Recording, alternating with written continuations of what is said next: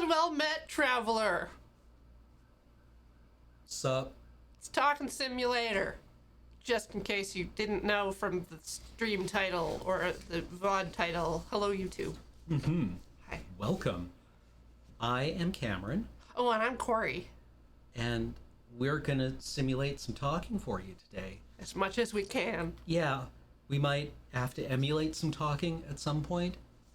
Not all the words are our own. Mm-hmm. I have heard many of the words that I will be saying today in the past in other contexts, and then I'm really just kind of regurgitating them back at you. I'm not generating new content It's like here. how a mother bird fills their gullet with small food items and then vomits them back out to feed their young. I regret to inform you that many of the protons that you are looking at right now have been repurposed from other things. Right. Reduce, reuse, recycle. All of my protons are 12 billion years old. Same! I know. Twins!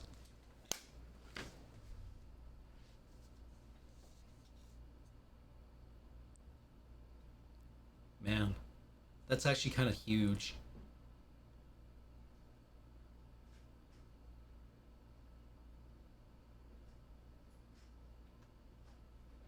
I don't know if my brain accepts 12 billion years as a time that happened. Like, I struggle with anything more than, 5 years. Yeah. Well, eventually they'll fall apart. I think I'm finally getting to the point where 10 years ago was not the 90s. Yeah. I'm finally right. getting there. I think there's still a large part of my brain that thinks it's 2004 or 2005. Right? Yeah, the year stays the same, but I keep getting older. And then, you go back and watch the X-Files and think, man, what? Why? Oh, why did Why I are the watch lapels this? so wide? No, oh, None of their clothes fit properly. none of their clothes fit. They're just I don't know, did they recast them right at the pilot? We had two actors that were roughly your size. Yes, slightly larger. Ever so, they were 3% larger in volume than you. Yep. Had longer arms. Mm-hmm. Really? You don't like the X-Files? I enjoyed it when I went back and watched it. I thought, in particular, the first two seasons had a really strong, I remembered why it was so popular, and then it started getting more and more into its own meta plot, which I felt worked not as well when they started to explore it in greater detail. Yeah, I watched a couple episodes when they did the reboot. Mm. And by reboot, I mean the new episodes, the new season. And, going from, watching it in my childhood to watching the movies, all of the movies. I've seen all the X-Files movies. Aren't there just two of them? Oh, yeah. And then jumping into the new stuff, I was just like, I don't care anymore. I don't like this. Whatever is happening with these people, meh. Mm-hmm. Mm-hmm. Yeah, when the millennium flipped, and I think it kind of really took the interest away from all the millenarianism, as it turns out. A little bit. As it turns out, yeah, that happens.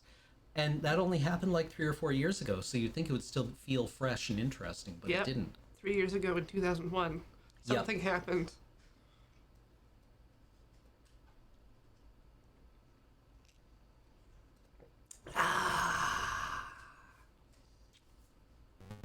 What was I thinking about? Oh, I was thinking about sex education. I was like, because I've watched shows with David Duchovny and Gillian Anderson. That's her name. Yes, that are more recent, and they've been doing great. They're still working. Yep. Yeah, Gillian Anderson in Hannibal, I thought was great. Oh, I haven't got that far. Oh, really? Yeah. Oh, yeah, she's Belinda du Maurier. That's a great name. Isn't it? Yeah. Anyways, we're here to play Roadwarden. game where you rode the war. Den. Also, yeah, she's fantastic in American Gods. Mm-hmm. She does great media. So this game is pretty text-based, and it is an RPG, but I don't know what role we play. Yeah, presumably a wandering warden. I think we're stationary, but I don't know. Oh, okay. Are we? I don't know. I don't know anything. Who let me pick this? We marvel at the serenity of the forest and crave the shroud of its silence. Alright. Okay. Chat, let me know if I need to adjust levels. I mean, so far I love this. Enter. Do we hit enter or do we enter the forest? I think that answers the question. Oh, settings. Unreliable UI. Doesn't allow keyboard input. Interesting. Oh, pixel font. Ooh. Do you want it? I mean, I kind of like this font, but I mean... Describe attitudes. Show Ooh. quotes. Hide achievements. What's the def support? Describe sounds in greater detail. Oh, interesting. Oh, that's cool. Kind of closed captioning, I guess. Yeah. Let's do a new game. Everyone knows to stay away from the wilderness. Most people would never risk a lonely journey. Roadwardens not only accept this struggle, they embrace it. They deliver messages, assist merchants, burn human corpses, and if possible, get rid of the beasts and the highwaymen. They live on the road, die young, or retire early. It's a dangerous job, but a respectable one, and it pays well. So I can leave the city or still have doubts. I mean, would we be interesting if we didn't have doubts? Does having doubts make us deeper? I don't know. Maybe it just activates the tutorial. Ah! Select difficulty, you can't change it later. Standard! Yeah. The wall is still standing. There are no wolves around, no stench of blood. Good signs. This should be the place you're looking for. You were supposed to meet with a group of soldiers, but you hear no voices, no sounds of labor. The gate is ajar, but the camp isn't safe. It may keep away the goblins and pebblers, but not beast folk, nor trolls. And the night is near. Your palfrey breathes heavily. It had a long day. I look around cautiously. Yeah. Considering the noise, you doubt that anyone noticed the clatter of hooves. The short, dry grasses barely cover the arid soil of this valley, but you're maybe a minute away from the edge of the sparse woods, which get denser as they climb up the hills. At best, this trail has a few more years before getting overgrown for good. Hard to believe it's the only route north. Get a horse and enter the camp? Yeah. Or... Your heavy boots hit the ground and the pain of the long ride finally catches up with you. You stretch out, bringing your back and legs comfort. All you want now is a table, a decent chair, a nice mug of beer, and some warm stew. With any luck, your axe won't be needed here.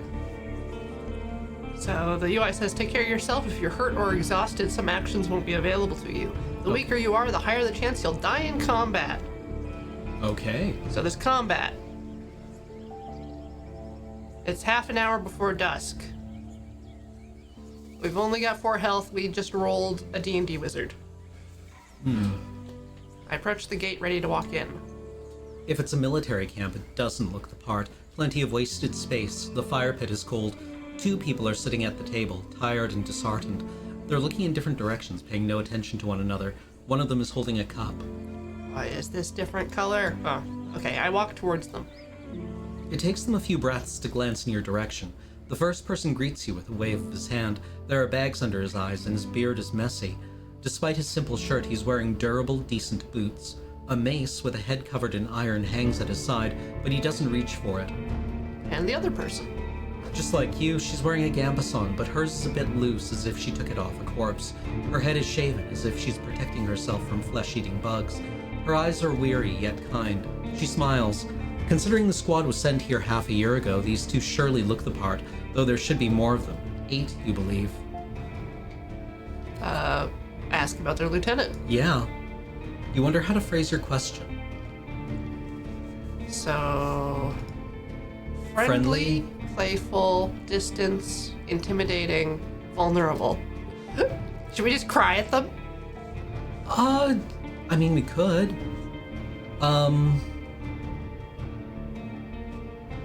They don't... I mean, they seem to have been through a rough time. So they might not be sympathetic. Yeah. Alright, let's go friendly. I was hoping to meet with your lieutenant. Could we talk for a bit? The woman lets out a loud sigh, dusts off her gambesson, and steps towards you. She pays little attention to the sword at her side. We most definitely can, you and I, though holding this rank is still somewhat new to me. Are you a messenger? Did you lose your mount? She observes you with curiosity. Or are you looking for help? I'm your new Roadwarden. My horse is waiting outside. Really? The shoulder in the shirt leans forward. That explains how you got here in one piece, all by yourself. Better bring your beast in here, adds the lieutenant. We have no hay, but I bet it dreams of dropping its saddle. A long pause. I'm Tulia, by the way. She reaches out her hand.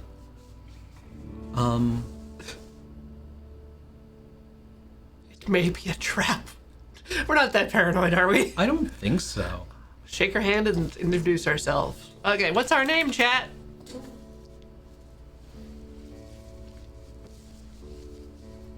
Default name was Lido. I would go for Lido, like maybe the third. Lurto? Lunk.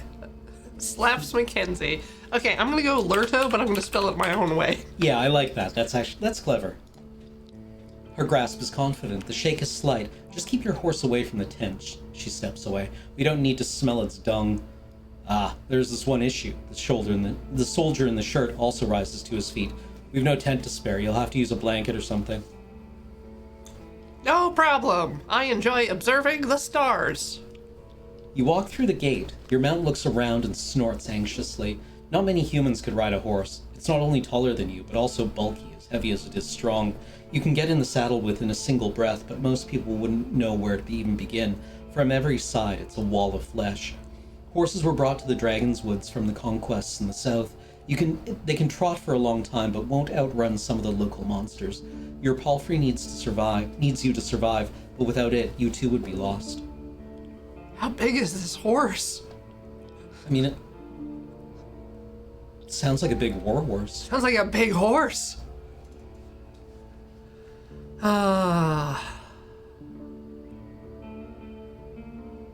It's my only companion. I want it to feel at ease. A destrier. Destrier? Destrier? Is that how you pronounce it? I don't think so. I don't know, actually. It takes a few steps towards you, scolding you with another snort. You scratch the bottom of its neck with strength and confidence, just the way it likes it. Humans see useful animals and even pets as monsters in disguise. Getting emotionally attached to them is believed to lead humans to their doom. But you know that horses need companionship. So I speak to it gently and lead it to the camp. You end up next to the fire pit. Removing the saddle makes the horse nicker with relief. You take a couple of minutes to examine its back, just in case. While the riding equipment is not that heavy for such a strong animal, with enough time it starts to chafe. You wish it had something better to eat than this shabby grass. You should look for an inn. I need to unpack. You haven't brought that many things, and you lost one of the sacks while fleeing the Crimson Corpse Eaters. Worst of all, you have no rope left, but maybe the soldiers could share one. Shouldn't cost more than a dragon bow. Aside from the travel set, you own a few valuable possessions, essential for your trade. So do we fight people, cast spells, or write down a story and throw potions? Yeah, like, I think horses are bigger than people think they are. Many animals are bigger than people think they are. We could learn more about the classes. Okay. As a fighter, you'll have an easier time in physical challenges thanks to your superior equipment and hidden bonuses during dice rolls. You'll be physically more capable than the other classes. What opens unique opportunities during some social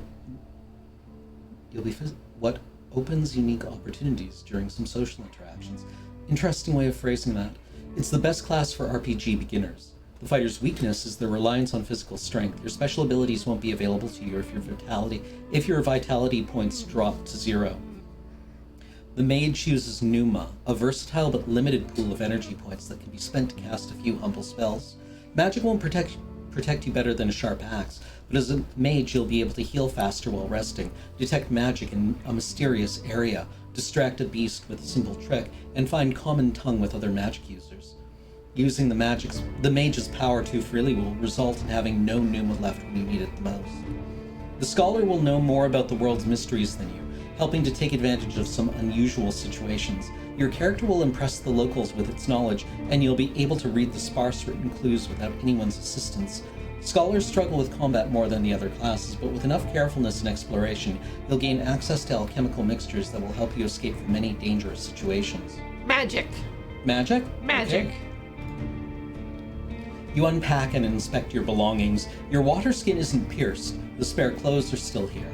Just in case, you take a look at your wooden bowl and mug, your cape, tinderbox, bandages, food rations, knife. Nothing special or too cumbersome. From time to time, your routine helps you avoid mistakes, but this doesn't make it any more exciting. Looking at my inventory, we've got those things. Amulets, battle axe, food. I return to the soldiers. All right. They're at the table again, observing your beast and chatting between themselves. Your stomach growls at the sight of them eating out of wooden bowls. One more bowl was put at a previously unused end of the table. You can sit down on a tree log. I mean, we can probably eat with them. I join them and take a look at the meal. It's cold gruel, the meal eaten in times of hardship. This specific bowl is filled with water, hog millet, some strange-looking cereals, and blueberries. Welcoming you with a meal, even a humble one, is beyond their duty. Soldiers live with and for their companions, constantly on the move from one part of the realm to another, making sacrifices to protect their group as they face dozens of hideous creatures. Their lives are filled with discipline, hardship, and camaraderie. Roadwardens, on the other hand, learn how to work by themselves. They seldom engage in open combat, patrolling the same road for years. They help settlements stay in touch, but also maintain commerce, settle down, forge friendships. When there are no laws to follow, they use their own judgment. Different responsibilities, different lifestyles. I eat quickly, not focusing on the taste, then speak to Tulia. She's focused and chooses her words carefully. She looks away only when she gathers her thoughts. I'm afraid I can tell you less than I would like to and less than I should. She nods toward the other soldier. As you can see, there's not a lot of us left. At the beginning of summer, there were 8 of us, including our previous lieutenant. 5 are dead. 1 has run away in tears. We're also stranger in this land, adds her companion. Any piece of information may help me do my job. The man leans forward, his legs shake nervously. He sounds like a kid asking a bard to sing one more story, tell a joke, or do a magic trick. Whatever it takes to escape from boredom, his untrimmed beard hides a much younger face than you originally thought. What did the officials tell you? I expect not that much. No soul governs these lands. I share what I consider to be relevant? Yeah. You tell the soldiers how little guidance you've received. Since this area is too far away from Holovan to keep under control, you were warned that it's untamed and unknown. Who knows how many villages, bandits, or monsters may be found in these unmapped hills and forests. From time to time, new people come here to look for boundless opportunities. Most of them never return. Do they turn into walking corpses, or find what they're looking for? No soul could tell me, so I was looking for your guidance. The lieutenant drinks from her cup and crosses her legs, ankle on knee. Seeing her chair makes you doubt she'll ever find a comfortable position. Where should we start? What happened to your squad? The man shrugs. Bandits happened. Monsters. A strong band, though, his companion chips in. When we got to the peninsula in spring, we saw some people living in this camp. The lieutenant decided to avoid it and look for an inn. We had to travel through the night for a bit. The bearded soldier scoffs and crosses his arms, but she carries on. If he had decided otherwise, we would have all died that day. The innkeeper explained that the camp is a trap, that the armed ones pretend to be soldiers. Stay there at night, lose everything you have. Sounds like slave hunters. You're not slave hunters, are you? Tulia sighs. Very much so. They killed some and took others away. Who knows where. They were letting the northerners go, hoping to avoid their wrath. It kinda worked, adds the soldier. We asked them for help, they refused. We had to clear the entire camp on our own, and that's why 3 of our people died. Don't exaggerate. It's not like the lieutenant didn't make a mistake. He wanted to get rid of them and take over their camp, but we didn't know our enemy well enough. We were outnumbered, and they had an ice mage among them. She looks at you. At least we cleared the road. Saved lives. You mentioned monsters as well? Nothing that would surprise you. Those of us who survived the skirmish were young, too inexperienced to spend a summer in this place without a good leader, and they didn't trust me. One of them got caught by a treant. Another one ignored my orders to perform some sort of a ritual hunt, so a werebear tore her to pieces. The last one tried to act tough, didn't tell us that he had cut his hand while cleaning his gambazon. She lets out a ghastly chuckle. We had to cut it off, and he was so ashamed that he decided to walk north, find a new life, disappear. Idiot. What a colorful journey. The man tries to drink from his mug, but it's empty. I stay silent.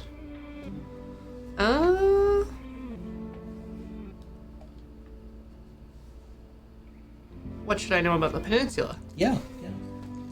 I'll tell you what I know, and you'll be the judge, says the lieutenant. How long did it take you to get here from the city? On a decent palfrey, I guess it would be, 3-4 days? When you confirm, she continues. From here, you can reach the coast in about a day as long as you don't make any stops. Do you know the situation? Why no ships can get here? You nod. The sea route allows Hovlevan officials to keep in touch with the coastal villages, collect taxes, move the soldiers, collect lumber, deliver tools. But maintaining order on a wild coast such as this one is like filling the ocean depths with coins. Because of the rocks. You can hardly stop a ship 5 miles from the shore, and boats can't get much closer. She nods. I don't know much about fishing, but there's not that many people living by the shore, and they don't crave to stay in touch with the city folk. She pauses. Her companion carries on. No soul from the north ever came to the camp, but when we travel to the roadside inn, Pell to the north, they're happy to trade and play dice. Why not just stay in one of the settlements? The man clears his throat. I mean, we're here to guard this road. This camp is our post. And well, he turns towards Tulia. She lowers her voice. Don't take it the wrong way, but Lurto, are you a devout soul? Okay, so we can claim to be part of the United Church, the Order of Truth, the Fellowship, or just a fellowship. You can claim paganism, or there's no evidence of the right's existence, and all mystical tales are explained by magic. No, I'm not. I kind of like the last one. The atheism? Yeah. Let's do it. The man nods. I heard that most road wardens drift away from the churches. Doesn't matter to me. To neither of us, I think, adds the lieutenant, peeping at her companion. I just want to make sure I won't step on any touchy subject. You won't. Go ahead. The people here are disquieting. Every few words she taps the table with her fingers. Their traditions won't help them negotiate with the officials. Here, she starts to draw lines with her index finger as if she's pointing at an invisible map. The peninsula is connected with roads, like a big circle. In the northwest, you'll find a weird village at a bog. It's not exactly pagan, I don't think. It even has a priest who claims to be an eremite. You nod. She means a fellowship. They do crazy shit, her companion chips in. They use the dead to cut down trees and dig in soil. I once saw it. I begged to never return there. I see. You've heard tales such as this one since you were a child. If an isolated settlement manages to survive without a city's influence, its customs and traditions grow more and more alien. Every generation learns how to adapt to the dangerous conditions they have to deal with, and the rustic pagan traditions muddy their river of faith. The United Church often warns its members about the crazy druids, necromancers, and blood mages, the bringers of doom, the traitors to humankind. Any monster worth mentioning? Anything that could catch my mount? We saw all sorts of beasts. The man starts to count on his fingers. Goblins, treants, cats large and small, runners, howlers, wolves, spiked boars, mufflin eaters, griffins, but we managed to stay away. Some could catch up with most mounts. Tulia glances at her companion, though a palfrey should be fine. The trees are so tall that the flying creatures keep to the coast and mountains. There's not that many humans around, and the animals are busy fighting amongst themselves. They fight more for food than territory. The soldier cracks his knuckles. Don't provoke them and ride fast. Just count on luck. Wait, we don't have a palfrey is a breed of horse. Or a job of horse. Yes. Yeah. Just out of curiosity, how big is a palfrey? Like it's... I'd say they'd be smaller than a draft horse. Yeah. Yeah, it's a docile horse used for riding. Okay. Like, I don't know, 14 hands? Yeah. Like...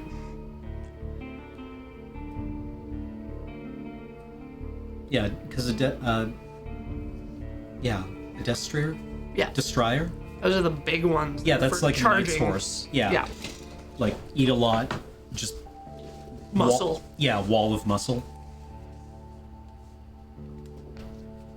How about the east? She stares off across the camp. Hard to tell. We went there only once. There are hills, forests, rivers, but we saw a tunnel sculpted in leaves and branches, but we didn't enter it. Wilderness all around. I don't care about the necromancers.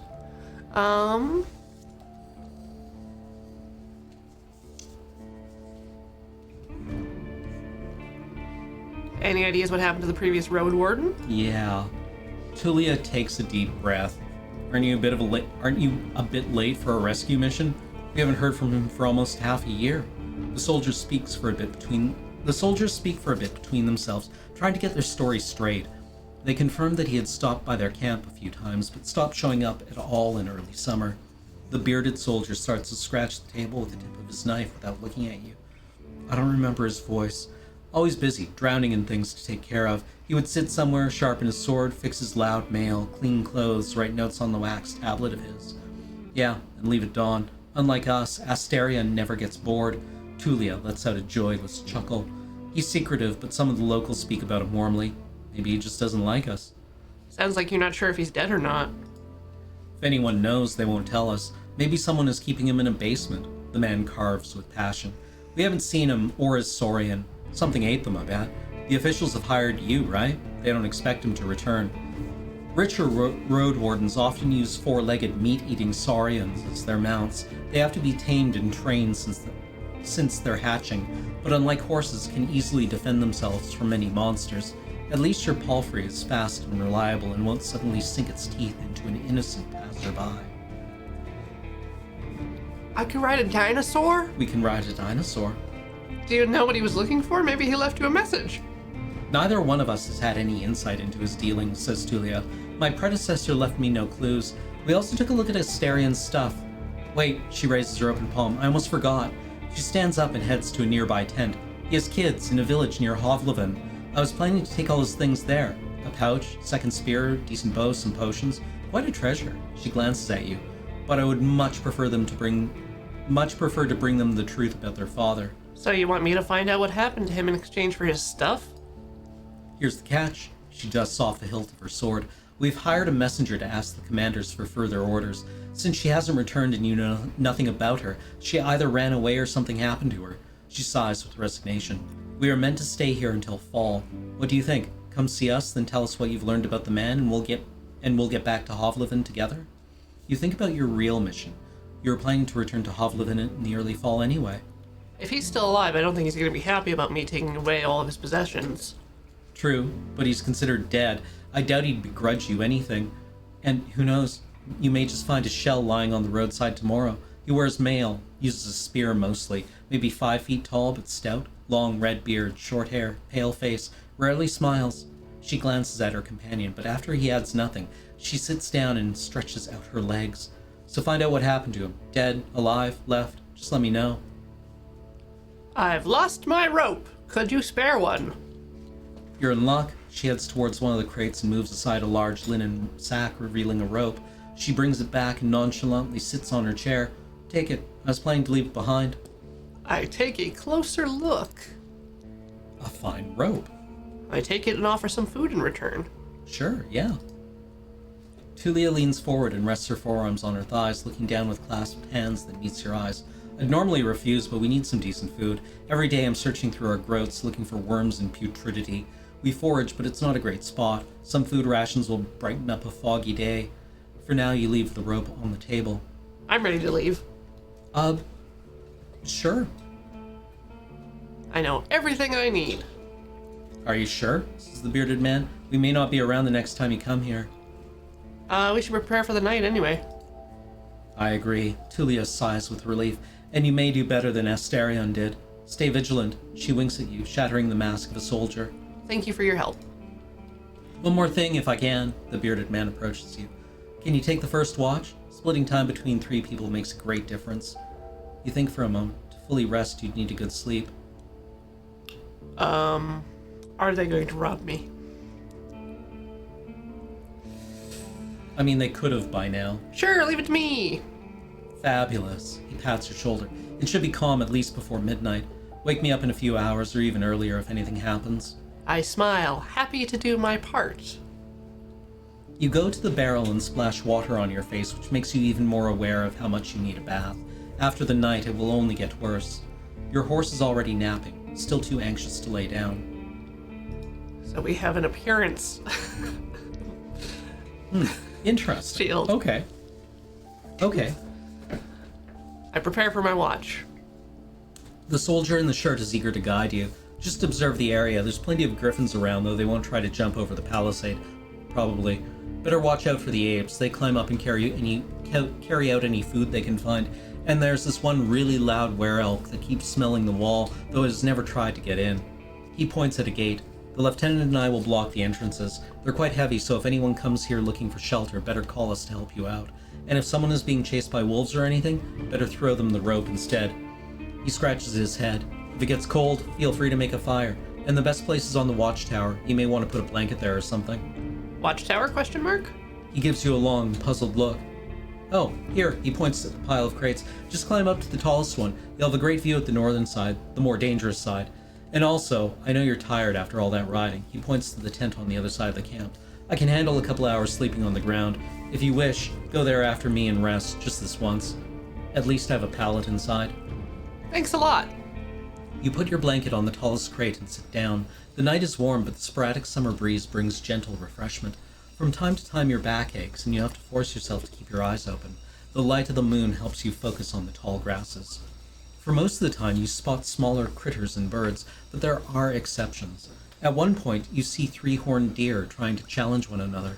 Before they clash their antlers, a 2-legged dragonling appears, leading its much smaller offspring. Aww. The furry beasts try to intimidate the predators with roars and aggressive head movements. After a few moments, both sides walk away slowly, not willing to risk the fight, nor admit their defeat.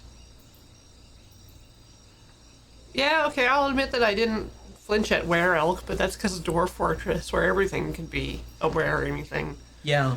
After your third, were-gerbil invasion, or were-giraffe decimation, were-elk is nothing. So I don't let it distract me. Keep looking around. You hear the death screams of distant prey and the mating calls of monkeys. Runners are chasing a gray hare.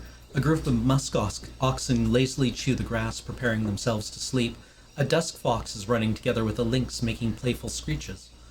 Thankfully, you never have to intervene. You just sit there, watching the not-so-distant forest, trying to outlast your sleepiness. You can only guess how much time has passed. Once you feel you've had enough, you climb down and go to a tent, waking up the bearded man with just a couple of words. You confirm that nothing important has happened. This place is busy. I gather my things and squeeze into the tent. I use my bag as a pillow, put my blanket on the pallet, and cover myself with my cloak. Sleeping in a tent is not the stuff of dreams, but it's a much welcomed rest. The pallet keeps the cold soil away. The moonlight saves the outside world from the eerie gloom. You listen to your own breath and find a comfortable position. Your job starts tomorrow. I focus on the real goal of my journey. The Merchant Guild wants to take control of this realm. Your wardening duties are secondary. First and foremost, you need to explore the peninsula, learn about the territory, resources, and threats, get to know the locals, and if you can, convince them to consider negotiations with Hovlevan officials and traders. Could the tribes resist soldiers or be a threat to the priests of the United Church? Are there any forbidden practices that need to be eradicated, such as blood magic, necromancy, robbery, or slavery? At least I have time. 40 days to be exact. I need to be as thorough as I can. Once you finish your reconnaissance, you should speak with Tulia and return to Hovlevan. There, you'll report back to your employers and get your reward. In the meantime, you have your own goal to pursue. Ooh. So, money to help someone, money to retire early. Future job is a guild leader, or a big part of the merchant guild. A hero. Make the area safer, or just find a place to disappear. Hmm.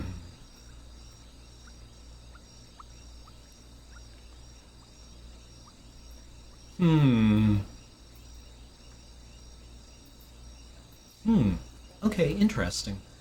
Um,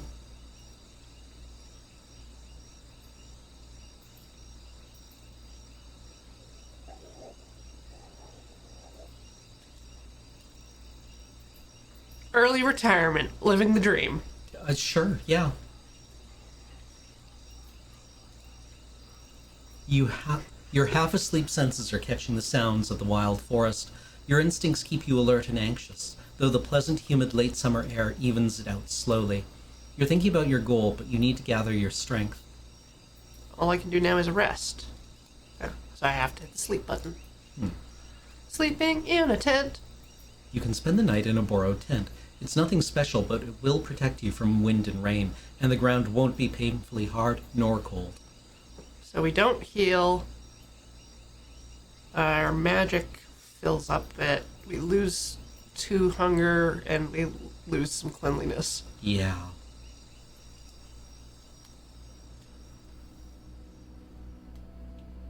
You take a look at your amulets. For most people, they would be nothing more than trash, but you wouldn't sell them for a pouch of dragon bones. You use them to shape pneuma to your will. With these little mementos, the few spells you're familiar with are far more reliable. Who knows, maybe there's already some power held in them. You look at the old, though clean bandages that remembers dozens of herbal balms and wounds. You can put them on your hurting muscles, bruises, and scratches, then hum an old song about time, which either heals all wounds or kills us too soon to let us bother with our problems. After a few hours or so, the linen will warm up, confirming it did its job. This tent may not be much, but your spells would make you feel as good as new, though you'd lose some of your energy. I'm gonna keep my pneuma. Yeah.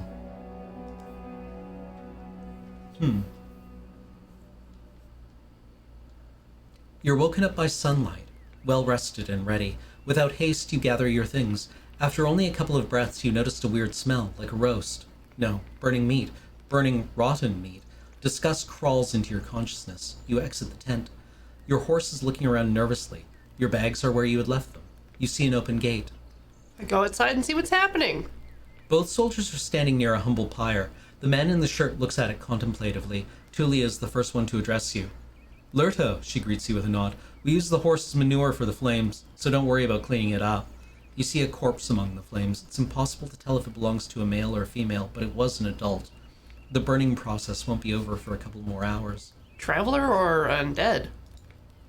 The latter, young one. She lacked the pneuma to understand that she couldn't get inside the camp without climbing. I stabbed her with a spear from a safe distance. She shifts her weight. One more fog and she'd be a real threat. Even now it took a couple of hits to knock her down. Sooner or later, every human shell wakes up, gaining more strength with each soul it devours and each moment it spends in the fogs. Burning the dead is not just a religious practice, it's a necessity. Soldiers, priests, village mayors, even road wardens, making a large pyre takes a lot of time, but it saves lives. Tulia calls this undead a she. Most unites hesitate to do so. Time for me to leave. Running away from the reek, huh? I don't blame you. She walks with you for a few steps. Find us here if you need us, or if you learned what happened to Asterion. There's enough ground here for you to rest. Safe travels. The words make you stop. An old farewell mocked in a number of songs and tales, but yet you hear no scorn in Tulia's voice. You wonder how many acts of kindness like this one you're going to experience in the days to follow. She returns to the pyre. I prepare myself for the journey. You somehow miss the fact that your mount is already saddled and warmed up. You double-check the equipment, but you don't need to fix anything. The soldiers were diligent. Normally, preparing any palfrey for a long journey takes a lot of time. You put on your gambazon and make sure that your axe is tightly attached to your belt, then get in the saddle. The palfrey nickers, ready to leave. It's time for you to get to the crossroads, north from here. Okay, travel. Boop. Even at a later hour, you wouldn't expect to meet any travelers in the valley. The warm summer breeze lures your mount forward, but the serene chirping of birds is quickly replaced by the distracting speeches and gurgles coming from further down the path. You soon find the pack of four-legged griffins. They're larger than foxes and merge the features of birds and furred beasts. Each one is of a different size, coat, and colors, and their temperaments are just as varied.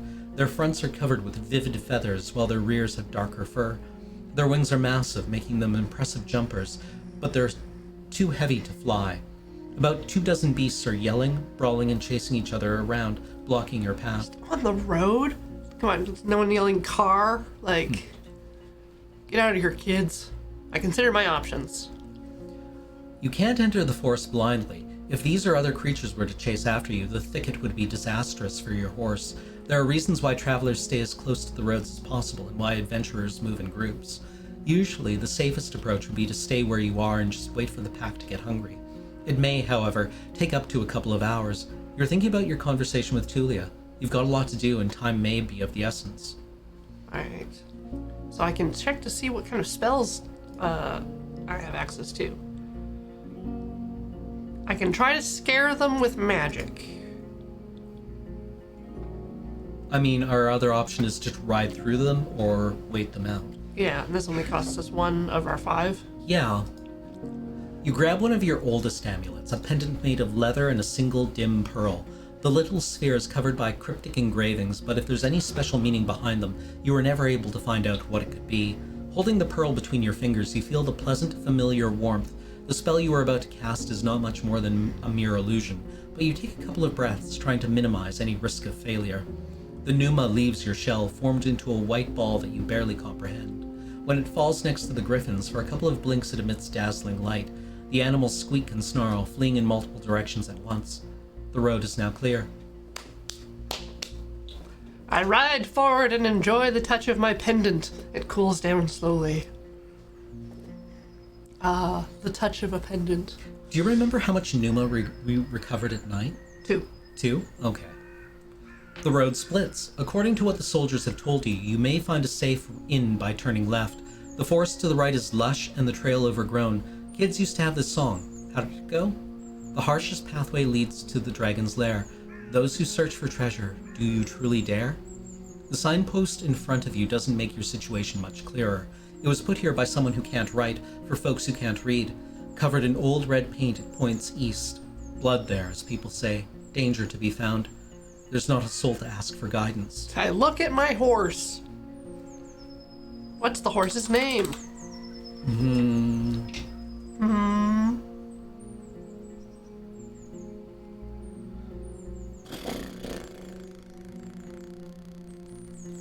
Elmer, Greg, 2 Robocops.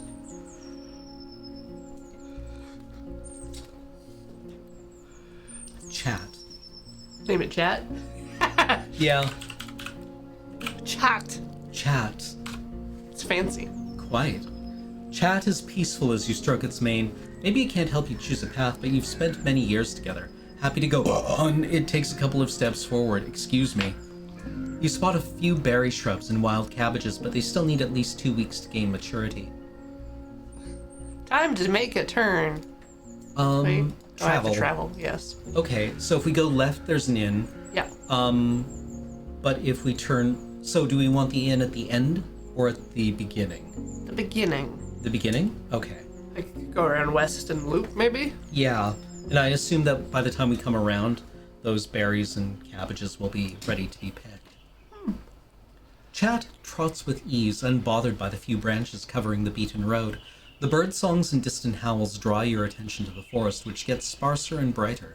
You spot boars, roe deer, and saurians.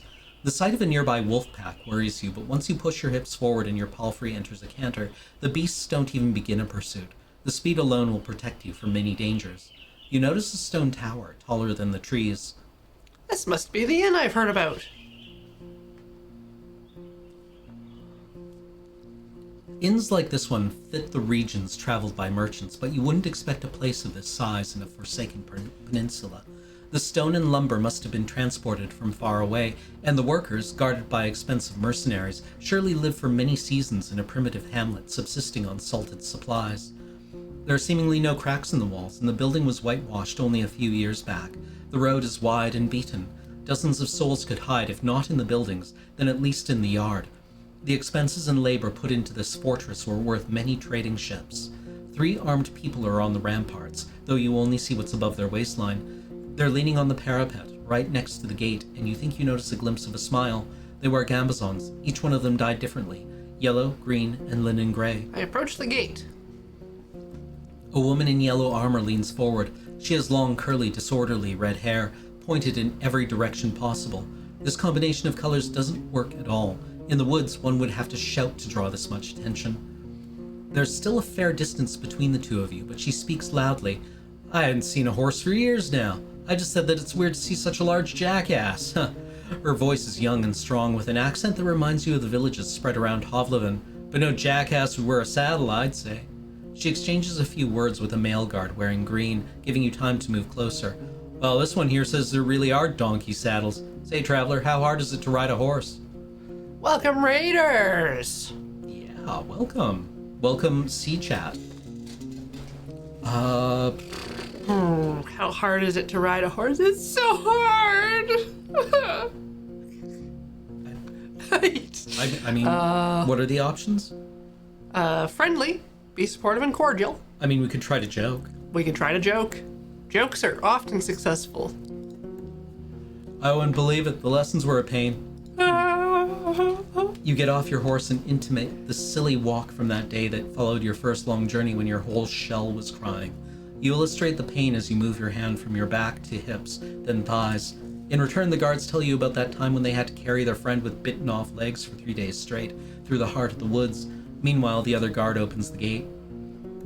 You may be in a good mood. The woman in the yellow jacket smiles at you, but don't get so noisy when you talk to our boss. The man never smiles. He has the world's suffering sculpted on his face. She leads you under the roof under which your palfrey can rest, tethered with a cord to a wooden post near some old hay. Once you're ready, go inside, speak with our boss. Maybe you're hungry. The other guards take care of various chores. They peek at your mount every now and then as they're splitting firewood, cleaning their clothes, weeding the garden patches, and moving chairs. 2 of them are making a rope. You head toward the inn, hearing the piercing scream of a boar from the other side of the yard. I open the door. The locked windows make the air stuffy, and the weak fire in the stove hardly lightens up the hall. A muscular man is sweeping the floor near the stairs, but after he glances at you, he leans the broom against the wall and heads behind the counter. You're lucky to show up. His voice is deep and soft, with a city-like accent. He observes you with keen attention, yet avoids your eyes. I've a keg of decent oil, wormwood, bog myrtle, juniper berries, cat's foot. He fills the mug carefully and puts it on the countertop. It's going to spoil soon, today maybe, and we don't drink here even before the even. I hate to see the good stuff going to waste. His skin is dark, almost purple, rare among even the southern tribes, and his hair is naturally bluish. His clothes are quite fancy for manual labor. The elegant tunic wouldn't stand out in the city square. How did an anime protagonist end up way out here? I stand at the counter. The planks let out a creak after every step you make, so you slow down a bit. You could swear that the innkeeper made little to no noise.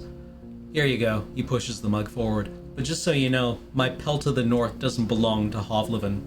You can sleep on the floor if you wish so, but if you want a bed or a meal, you have to pay. We may have some leftovers from dinner, but I'd need to check. How much money do I have? I have 5 monies. Yeah? I mean, should we be, like, guarded? Like just... Yeah, professional. Yes, of course. I won't stay here for long, I introduce myself. He nods and fills another mug, this time with water. I guess there's no point in waiting for Asterion then. I'm glad to see someone taking his place. Even my crew here hits the road only if they need to see the healers of Howlersdale, and they're more than resourceful. Our Roadwarden is always going to find work here in the north, though maybe not on the eastern road. He takes a mouthful of water and drinks it with a pleased sigh. There are no guests here at this moment, or hardly ever. I can take a short break. For a brief moment, he meets your eyes. I drink the ale. The dark room and wooden walls of the mug make the liquid look as brown as a chestnut. The lean spring hits your nose, and the first sip is too complex, too flowery. While the brewer has used fancy ingredients, the exotic licorice ruins the aftertaste. Now you know why there's so much left. Maybe it's an acquired taste. The innkeeper nods. I was hoping to see someone willing to patrol the roads. Maybe you'll help me with a worrying thought I have. Which is? There are brigands in the woods. Our place is a stronghold, so I'm not afraid of an open strike, but they've gotten more active in the last 2 years. One day, they may steal our furs, and I've no doubt that the reason why merchants come here only once. Having bandits around gets expensive. He rubs his hands together, camouflaging his paws. I want you to reach Howlersdale, northwest from here. It's the largest settlement around. I'm sure you'll get there sooner or later. Ask Theus the mayor about Glaucia, that bloodthirsty wolf of woman. I've heard rumors about a raid in the north. If Glaucia is ready to break the truce with the locals, I'm willing to join forces with them to get rid of her band. He looks at a nearby dragon bone. Not too difficult, right? Just do it when you have a chance. A couple of days won't make much of a difference. I'll pay you 2 coins when you get back with the news. Fine? Yeah. Yeah? What do you have for sale? I can go and pick up a few things for you. Some food for your travels to start with. Apples, nuts, sausage. Not too many at once. We need to maintain our supplies. I've got an elk fur I don't need. Its buyer was caught by a pack of red wolves. Nice for a sleeping spot, just as nice for a wall. An almost untouched bowl of soap. Priceless for a traveler.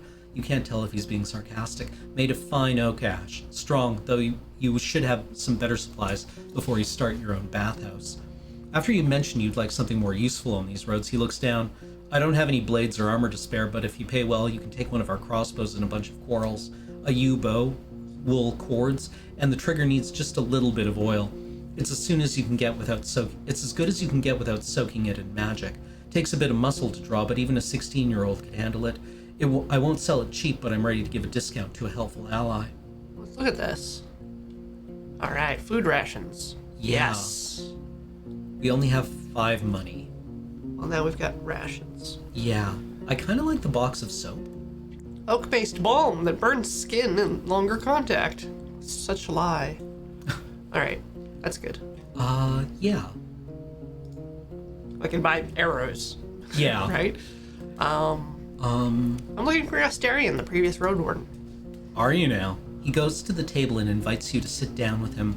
I don't think I'm going to be of much help. He rests his elbow on the tabletop and grunts quietly to clear his throat. But I do want you to find him, so... When asked about his intentions, he measures his words. Asterion and I made a risky deal. Well, a very promising one. Last time he was here, he took 50 coins, my half of the investment. He knocks on the table with a fist, anxiously. If you get my coin, or at least find out what happened to the guy, I'll make sure you won't be disappointed after bringing me the news. Could it be that Asterion stole the coins and ran away? He looks at a window and starts to play with a shutter. I just think Asterion ain't the kind of soul that would do such a thing.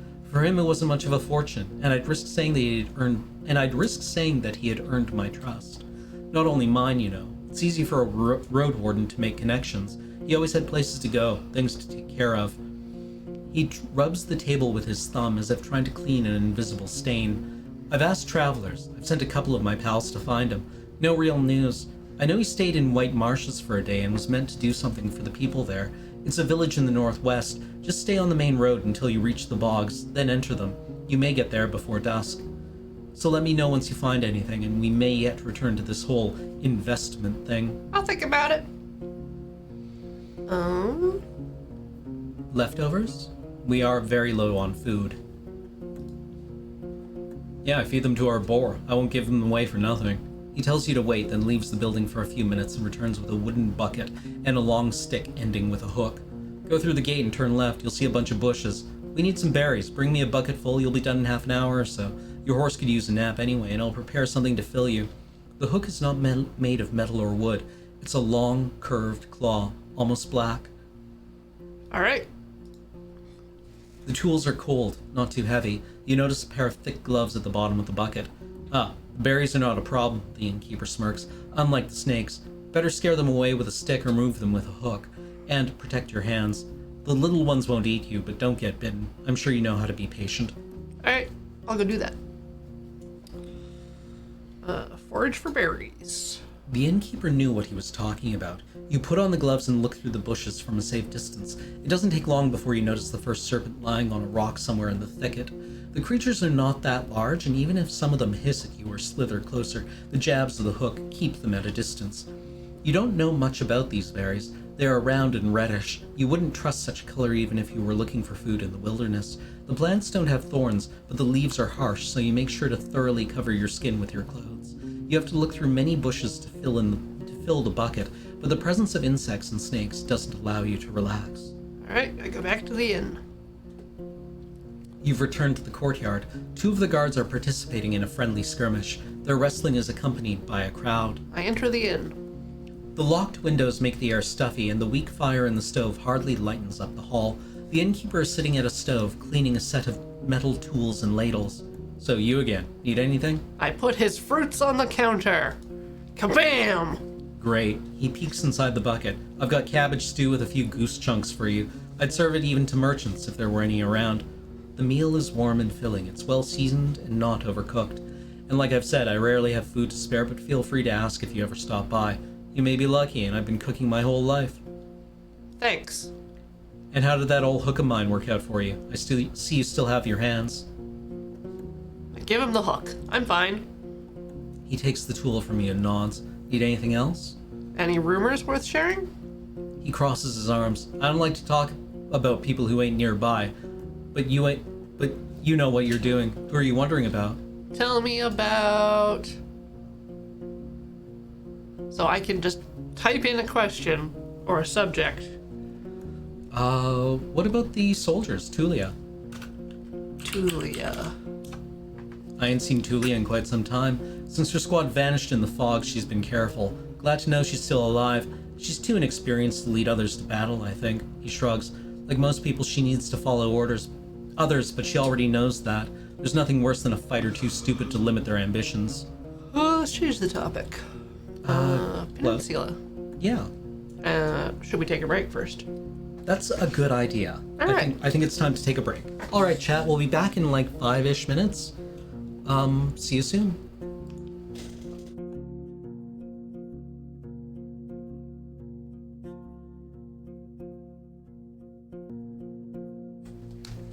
Welcome back, chat. Yahoo! We are continuing our conversation with the innkeeper here in Roadwarden. Alright, I think I'm going to rest. Okay. Or ask about the peninsula first. I mean, I'd like to get a different perspective on the peninsula. Sure. What could anyone say? This place doesn't even have a name unless there's an old book in an archive that no soul knows about. You know what I'd call everything from here to the coast? The hunting ground. He glances at your eyes. But it's not us who hunt. Keep that in heart, but the beasts in all shapes and forms. His words gain confidence slowly, which is strengthened by his deep voice. I've lived in this inn for over 10 years now, and I've only seen a couple of roads, a couple of places. It's just, once you get here and you see how harsh it is to hit the road, you have only more reasons to stay at the warm stove behind a wall, even if it's suffocating. He looks toward the windows. I'm sure you've heard a lot already, that the people don't build hamlets anymore. There are no more ibexes from the south, and the traders stay for only a few days. All of our iron is used for cauldrons, not swords or tools. Have you ever been to the northern coast? I only know about another inn. It's far from here, maybe a day on foot, a bit less from the eastern side. His eyes once again focus on the floor. I've never been there, but I've heard it's a safe place, close to villages of fishers and hunters, though I don't know much about them. What's west? Well, there are hills nearby, then you'll find a village, maybe an hour away from here. It was destroyed by beasts almost a decade ago, nothing to see there. The goblins live there now, so most people just travel around it, and they say it's haunted, but who knows? Who cares? He crosses his arms and starts to sway back and forth, gathering his thoughts. You'll get to a large tree on the edge of the swamp. For the locals, it's sacred. You're not used to hearing someone mentioning pagans as if there's nothing unusual about them. There's a small path south which leads to an old mine in the mountains. Nothing to find there, but keep riding north and you'll find Howler's Dell set at a clean brook. Farmers live there, and mouflons and druids. They'll let you stay for a night, but they're not cheap. If anyone thinks my prices are bad, it means they ain't been to the Ape Ale Inn yet. I smile politely. I know only a bit about the next settlement, Old Pagos. Their soil ain't too fertile, so they work in their quarry and help other settlements build things in exchange for crops. The forest and hills ain't too harsh, but the Seekers have a small monastery nearby in the mountains. I don't care much about them. They keep to themselves and they don't pay well. The third village is unknown to me. White marshes, set at the bogs. I've heard it smells like a griffin's lair. I've heard a lot of nasty rumors about the place, but I won't share them. I don't want to be a lie spreader. So, 3 villages, really. Howlers, the one near the monastery, whatever it's called, and the marshes. Don't let their beds and palisades fool you, though. Weird people live there. Don't tell them more than you need to. You wonder if it's something he would tell other travelers as well.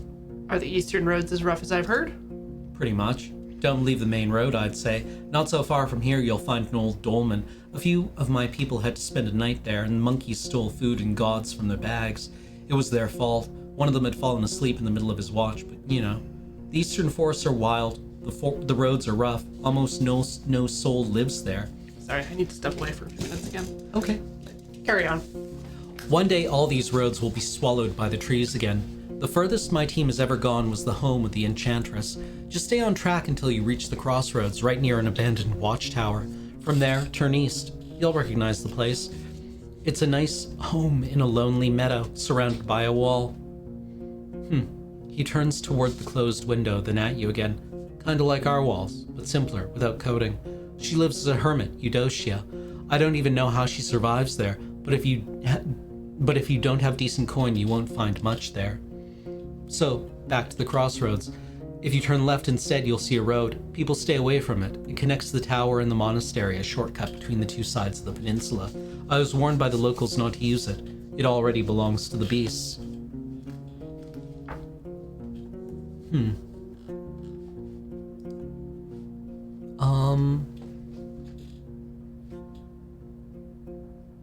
Do I have anything you'd like to buy? You pull out some items, but the innkeeper shakes his head. I don't need those, nor could I sell them to anyone. I'd rather make coins than waste them, so bring me something of value. About Glocia's band. He freezes, observing your hands silently. I'm on it.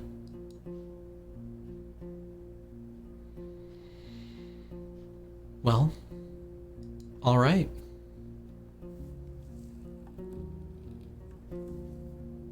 What about the armorer? Or the well? The recently renovated wooden roof covers... That's a sentence. The recently renovated wooden roof covers the well from rain and birds. One of the guards is enjoying the cold drink he drew with a bucket, and he tells you to use only as much water as is necessary. The oak ash soap you own can help you get cleaner. I wash my shell. Splashing yourself with cold water from a bucket won't take away your smell, but it's enough to remove the tallow and sweat from your skin or mud stains from your clothes. You return to the courtyard. You hear the sounds of work coming from the armorer's workshop. Go to the armorer. You walk past the well and find a small open shed not unlike the stable, but with a humble set of tables, carving tools, hammers, sharpening stones, pincers, knives, and other tools. As long as something can be solved by brute force, this place will find a way to do so. There are 2 people sitting on a long bench. The first one is a male with maybe inch-long hair, a cleanly shaven face, a thin, long, yellow tunic, bare legs, and sandals. He ignores your presence, sewing a gambesson with great concentration. The second person is a boy, maybe 15, who's wearing the crude outfit of a farmer. He glances at you, but soon returns to sharpening a long dagger.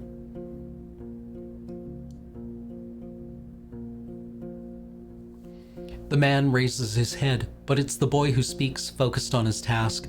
He ain't talking. Tell him what it is that you need. The man smiles in confirmation, looks at the piece of garment in his hand, then looks around, shrugs, and returns to you with a raised eyebrow. I'm in need of your services. He nods, points at the laces in the front of your jacket, raises his clenched fingers to his shoulders, then gently spreads and lowers them as if he's taking off a robe. You follow his command and allow them to properly inspect your gambesson. After a few minutes, he gives it back, then reaches for his pouch. He pulls out one dragon bone, shrugs, then another one, and waves both of them in the air, pursing his lips. He makes a few speech-like noises with his empty mouth, groaning what sounds like, I don't know. He pulls out one dragon bone, shrugs, then another one, and waves both of them in the air, pursing his lips.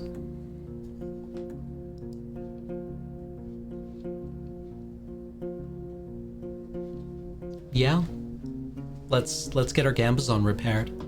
Ooh. Is an armorer at the inn? Yeah. I feel like this Gambazon could use some adjustments. He nods enthusiastically, but then apologetically points behind him at a small box filled with basic tools. He ain't that experienced, says his assistant. We do this and that, but only the simple things. Could you patch my clothes if they were torn? He shakes his head and points at the uneven seams on his own tunic, then grabs a crude bone needle and shows you its broken head. He wouldn't even if he had the tools, says the boy, but you can try in Hallersdale or Gale Rocks. Learning the trade, I see? Kind of, he answers reluctantly, but his teacher pats his knee, giving him a harsh look. The kid clears his throat. Yes, but we both ain't masters, you see. There's not a soul to teach us, so once I'm ready, I'll try hunting instead. Fixing things for others is boring. The man grunts a sound, though you don't understand it. Seeing your face, the boy chuckles. He said safe. Let's meet in the middle. Boring, but safe. The man nods. Okay. Approach the guards. The woman in yellow armor is kneeling next to a brown hairy boar which is resting on its side.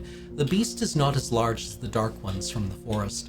It responds to the touch of the human's hand and brush with grateful grunting and rapid twitches of a hind hoof. No matter how friendly it appears, it's still tethered to the wall, and you have no doubts that its charge would leave Chat dead in a breath. When the woman notices you, she steps forward to the boar's disappointment. So, new Roadwarden. She points at a window with her chin, forestalling the question. We don't need anything now, but when we travel with our furs, we can use some assistance. She may be around 30, but her warm voice and bright smile are camouflaging the touch of time on her unpowdered face. Like many red-haired people with freckles, her skin is unhealthily pale. The boar runs up to her, observing your boots and fruitlessly sniffing for food beneath the beaten ground. She pats its back, but maintains her focus. How about a game or two? We have a bit of time and can talk a bit about this and that. Maybe you'll get a couple of coins, or lose one. She winks. We could play dice or throw axes at a target.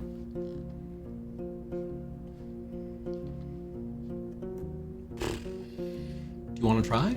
Sure, let's play dice. Your arrival and especially the dragonbone you pull out are cheerfully welcomed. Two of the guards bring a table from the inn and another one prepares a couple of stools and chairs. There are also spectators and you're told that the other hunters are either sleeping or have duty on the tower. Remember, no magic, says one of the players. His face is deadly serious. The game is new to you, but in no way baffling. 4 people can play at once. The wooden dice are long with only 4 dotted faces. Every time someone wins a round, they get a point, and the person with the most points at the end of the game wins all the coins. As you play, you don't feel like you have much control over the results. You share casual jokes, memories, and views on luck and optimal strategies. Chat and Tulia's camp are also brought up, but when you ask about the road or the locals, their stories are vague. The drinks are here. It's a poor beer made from the leftovers after the regular brewing. It's cold, sweet, and doesn't reach your head, but you try to avoid the smell. Just don't spill anything, the boar may get sick, says your bald opponent. In just a few minutes you get 2 points, which are now represented by smooth pebbles. You don't really know how you got them. Either you don't get the strategy, or it's just pure luck. Let's see how lucky I am. Do you need more space? No, go for it. Just you keep backing away. Oh, I just wanted you to be able to... Uh-oh. After a long series of bad rolls, you finish with 2 points, the second lowest score. You put a dragon bone in front of the guard in yellow armor, whose comically exaggerated thanks are met with laughter. After the table and chairs are moved back into the building, she asks if you need anything. Ever been to the heart of the woods? We sometimes hunt south from there. There are good hunting grounds in the western half. The second one is too overgrown. Maybe the soil is different? She shrugs, then moves the hair away from her forehead. But it's a risky spot. There are tree ants there and wolves, even the furless ones. And if you have to go through the tall grasses, watch out for what's on the ground. There ain't many archers in the trees. She smiles as if it's a joke. But there are all too many worms, even larger than a water leech. Should I ask about the berry foraging? I guess, yeah, sure. I was foraging for berries for the innkeep. She chuckles. So I've heard. Don't worry about it. Usually we forage by ourselves, but we wouldn't ask you for a dragon for a meal. He gives small jobs to people all the time just to see who agrees to do them. Wants to judge who's of use and who's too proud for their own good. Yeah, that seems fair. Yeah. Have we slept yet? Not yet. It's still, like, forever, Yeah. but... I've bathed and I've gone to the armorer. Oh, sweet. Did you use the soap? Yeah. I mean, we washed by the well. Okay. So, that's basically it here. I think so. And I don't want... Because, like, I don't think there's anything within walking range. Like they said, the closest thing was, like, a day away. Yeah. So, full night's sleep. Oh, excuse me. I cannot nap. We could ask about, Just, I didn't expect to find it Yeah. of this size in a place such as this. So you know a thing or two after all. His mocking tone is soon replaced by a gentle smile. It was built long before we arrived. It didn't work out well for the previous owners. Once the war ended, they left. Not enough travelers, bad trade, the villages stick to themselves. We, however, came prepared, and now we're prospering. When you ask him how they can afford all the supplies, he runs his fingers through his dark hair. I'm not against running an inn, but we don't rely on guests. We're the ones doing all the trading. My hunters are a clever bunch and stay safe in the forest. In exchange for furs, claws, and bones, we get what we need and more, both from the south and from the north.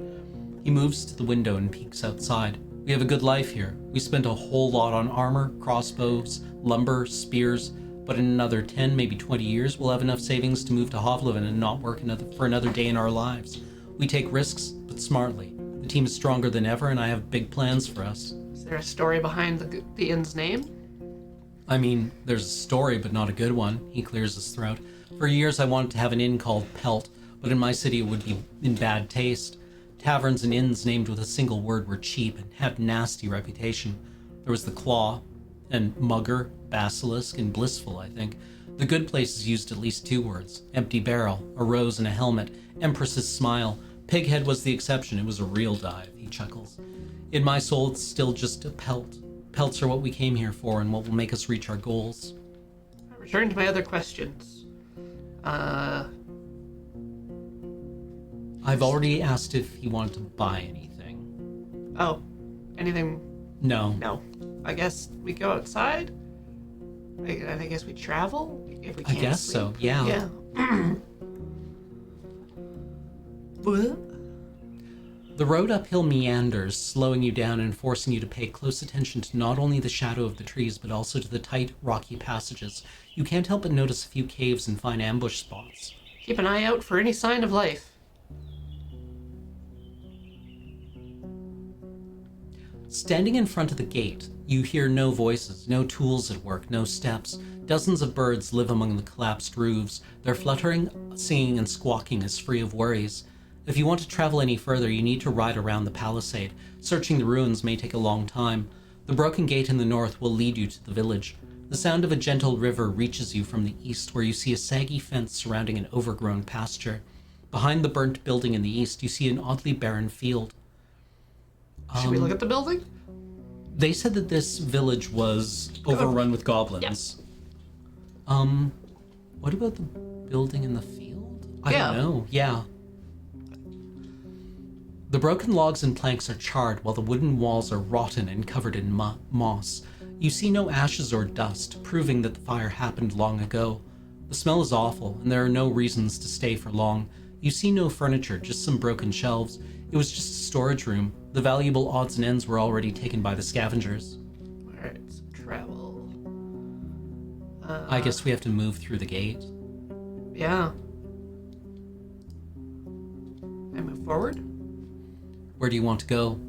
Southwest part of the village, inspect the fields to the southwest, inspect the pasture to the southeast. We want to go northwest, so southwest? Yeah, sure. Yeah. You're surrounded by what looks like a field plowed in late autumn, disturbed by hundreds of rains and snowfalls. There's a few clumps of grass and wheat, but a place like this one, abandoned for years, should already have turned itself into a green lea.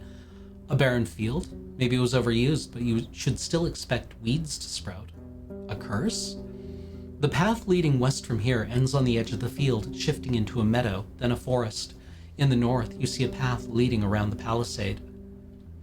guess I can use magic to investigate the field, but I don't want to. Yeah. I want to save it for, like, defensive things. Yeah.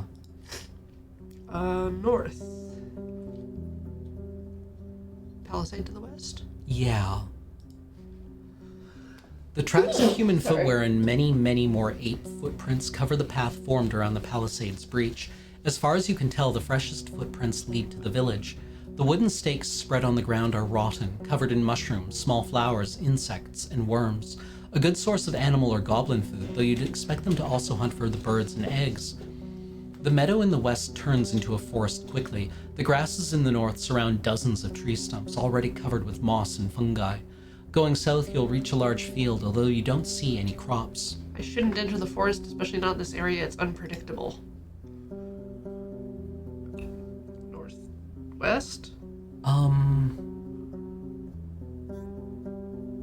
The pasture in the southeast?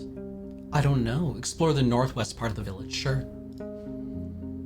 The colorful grass covers the entire fenced pasture. The large stone placed in the middle suggests it could be a playground for ibexes, or maybe it's just an old garden. You see a couple of small sheds, a latrine, and a single building to the south completely burnt down.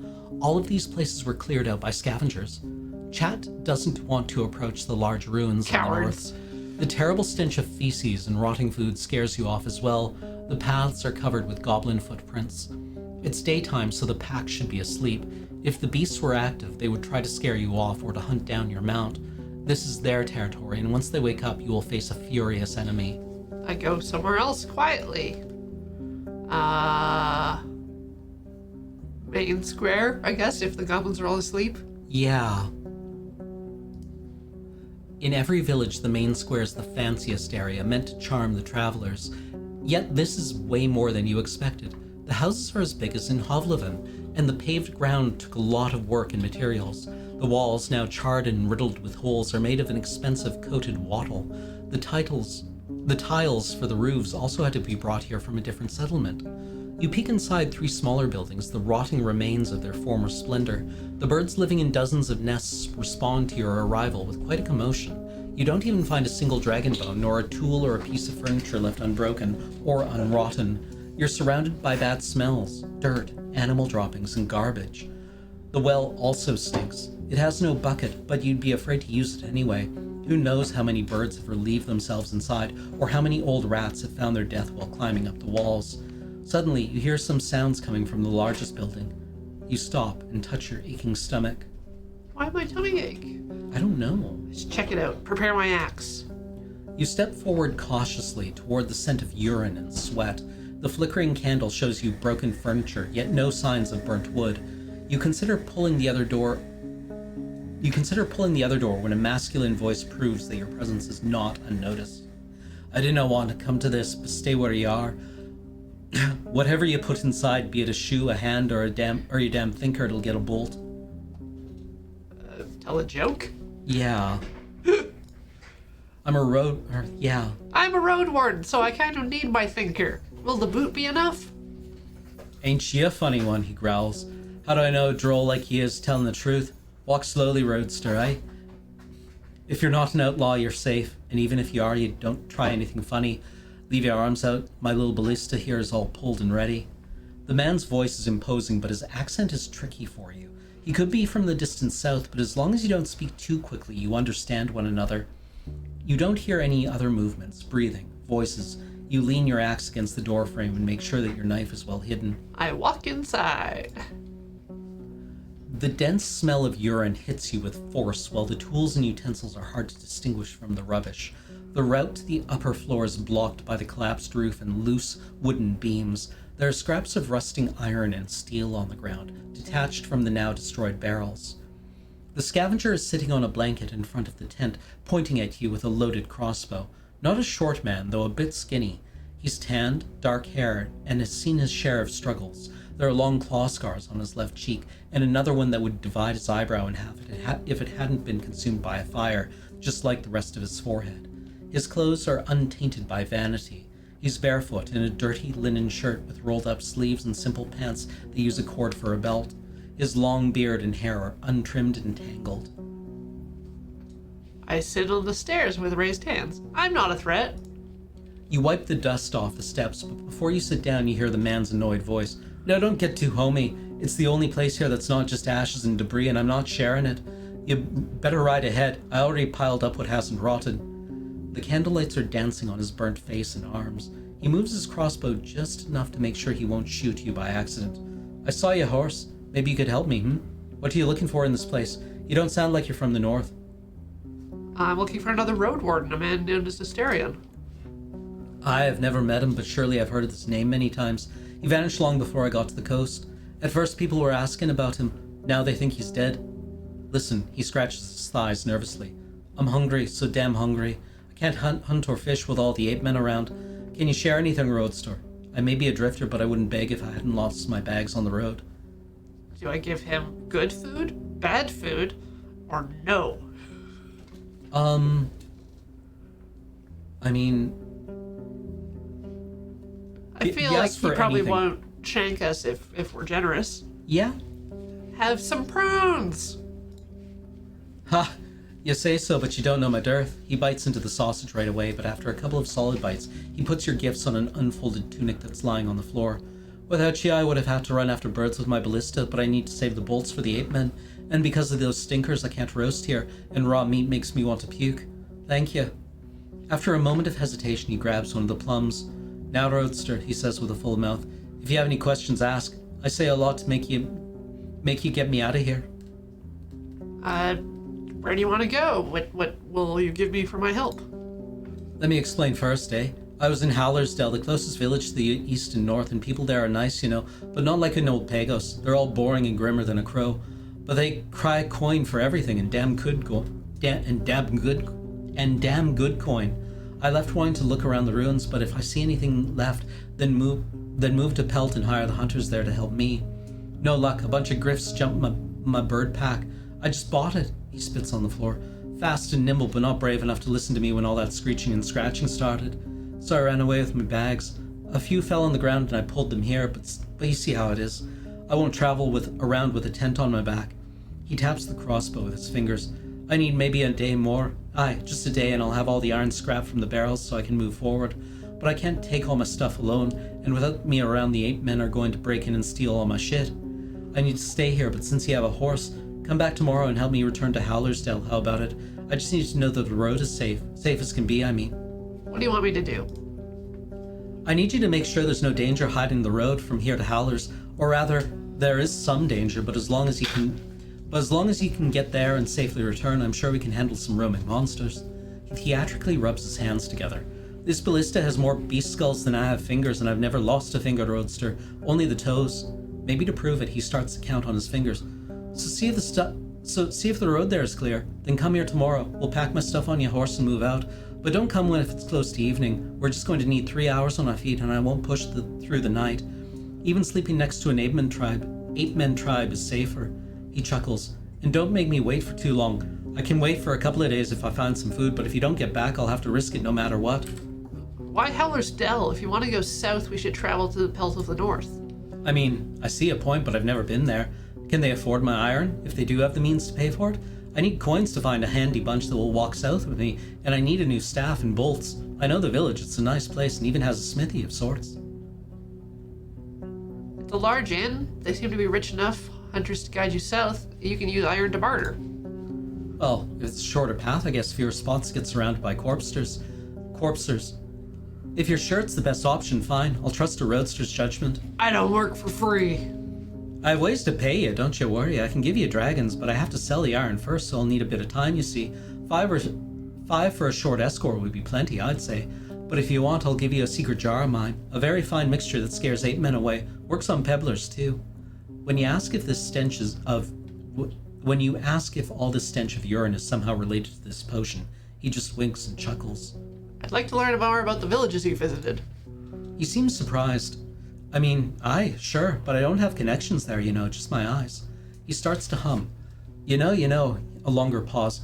When you get to Howlers, you'll meet the mayor there, for sure, Theus. And whatever you do, don't ask her where she gets her coins from, eh? She's rich, stupid rich, but don't ask her how this happened. Trust me. He scratches his beard with a mournful look. I'll escort you. Thanks, Roadster. Just come tomorrow. I'll make it worth your time. The village is making us sick. Yeah. Me too, and the guts and the thinker. Gets easier with time if you're patient. Must be the air, the smell of death. Death and ape-man piss. He pats his stomach while laughing. Are you sure there's no one dead around? He nods. I've seen none. People say it's less than 10 years since the herds came here, but I don't know if anyone bothered with raising the pyres. If not, the dead are all roaming in the forest now. He clicks his tongue with frustration. It may be that there's a walker somewhere under the debris, waiting to break through like a dragon in an egg. He looks straight at you. You'd better not dig. Have you searched the entire village? Are there no hidden treasures left?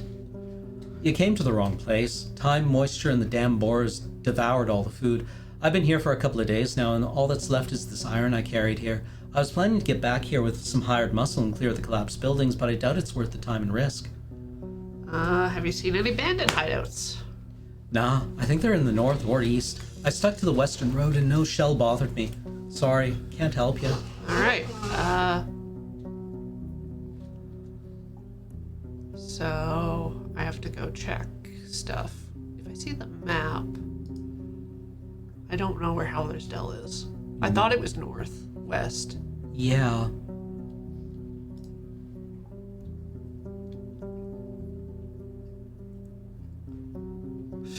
Oh no. Push through the illness. Boo. Yeah.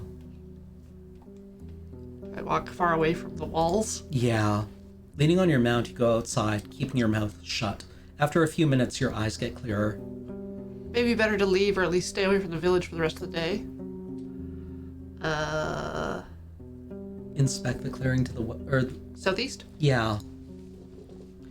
You don't find a single sign of the livestock that lived here in the past. Any bones, horns, antlers, or dung have already been devoured by the wilderness. The pasture ends at the river. On the opposite bank, the meadow turns into a thick forest impenetrable for a rider. What are the chances that a herd of defenseless animals could get here and survive? As the breach in the southern fence wasn't made by some brute force, you find axe cuts in the spots that were ultimately broken away. After all these years, there are no tracks you could follow. I return to the main road.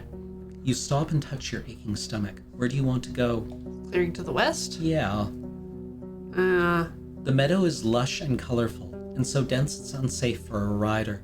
For a couple of minutes you lead chat with a rope, avoiding the potential disaster in case of a hoof falling into an animal den. Being forced to travel around the palisade every time you get here is going to be a pain.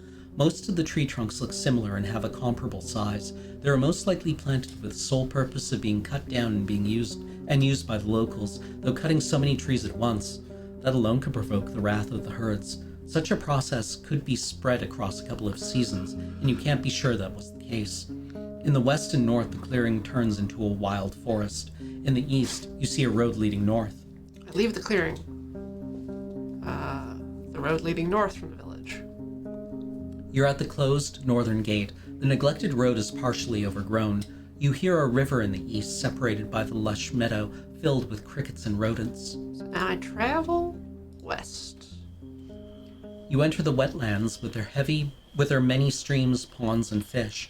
Large birds run and fly between the gray, sparse trees that are covered with moss, mushrooms, and critters.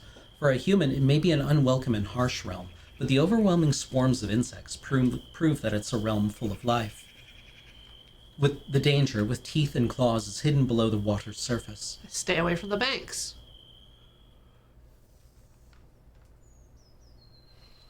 This plant shouldn't be alive, not without leaves. It doesn't resemble the other trees of the wetlands. It's something else. You get off your horse and prepare for your axe. The water is filled with dirt and dead plants and smells like an old corpse. The roots are spreading far, breaking through the water's surface. You don't see any saurians in the grasses or on the shore. You approach the table-like altar made of 3 limestone slabs. Were these rocks originally as formless as they are now, or was there a point in time centuries ago when they were precisely shaped and decorated by masters of artistry? There's no way to tell. Chat is peacefully observing the dark grass and slapping flies with its tail. Whatever it is you feel in the air, it's clear that your companion sees this place through very different eyes. I smile and scratch the bottom of its neck. Go ahead. I'll look around for just a moment. You don't see any creatures nor humans. I look at the water. You step cautiously. Without knowing how deep it gets, you have to consider that a saurians could be camouflaged in the mud, waiting for a victim to get near. You don't plan to kneel down and drink. You're hoping to dodge a potential strike. Once you get closer, you start breathing again. While the water is dirty, it's also shallow. You see the vegetation, swimming insects, and even small fish. All of them stay away from the tree roots, which look like a spiderweb covering the bottom of the pond. Take a closer look at the roots. You kneel in front of one that's lying on the shore. It's brown, covered with hair that resembles that on your arm. When you touch it, it's moist, soft, and warmer than you'd expect. They're not supposed to be that way. Squishy, fine. Stand up. You don't see creatures nor humans. Look at the altar. There's clumped dirt in the uneven nicks, fused by years of wind and rains. The bottom surface of the table is dusty, but you don't find any spiderwebs or mold, even though it's a perfect spot for them. The tree roots cling to the altar in many spots. They're firmly attached. As you struggle to move them even by an inch. The cream-colored limestone is cold and smooth. What is the spell? What's the spell option? I don't know if I can get back that once I click it.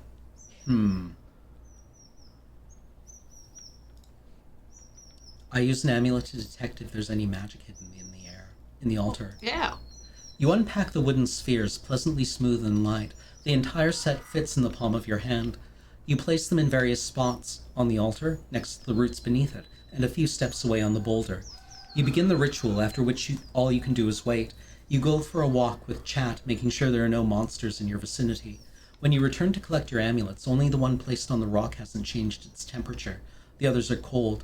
The closer they are to the tree roots, the cooler they are, almost painfully so. This is not what was supposed to happen.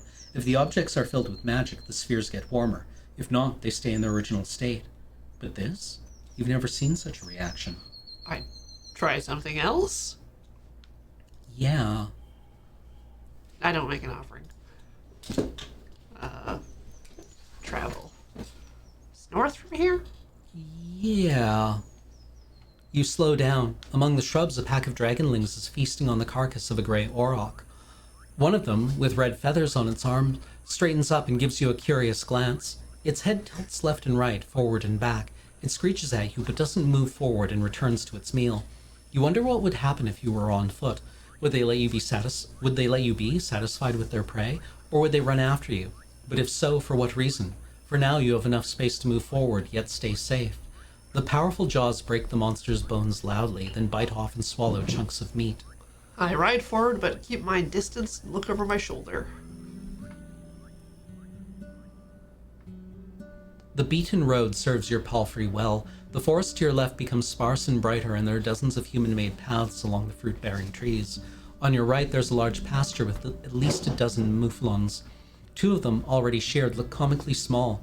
Soon after that, you ride alongside vast, flourishing fields filled with rye, still green, preparing itself patiently for the second harvest. The path ends with a massive wooden gate. The stone wall, separating you from the glow of lights behind it, isn't as tall as the roofs, but you can't imagine climbing to its top. There are pretty much no cracks, no missing bricks, a sign of many hours of labor, especially considering how massive the settlement is, as wide as the city district.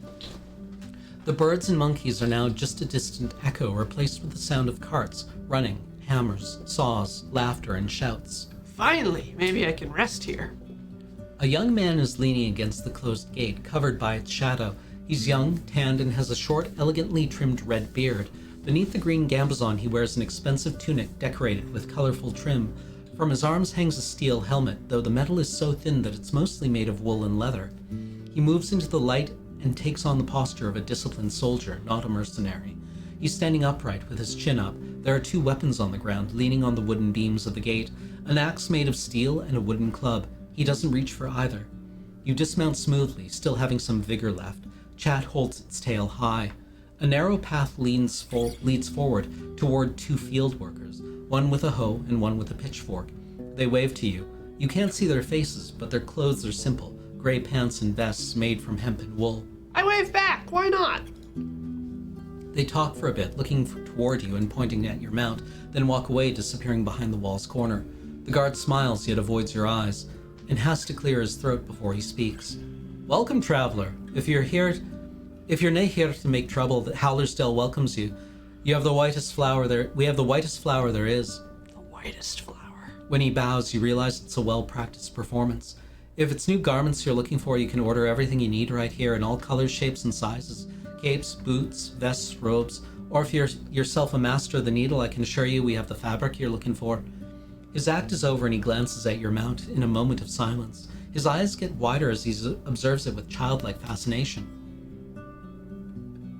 This is Chat. It helps me patrol the roads. You can pet its side if you want, but no sudden movements.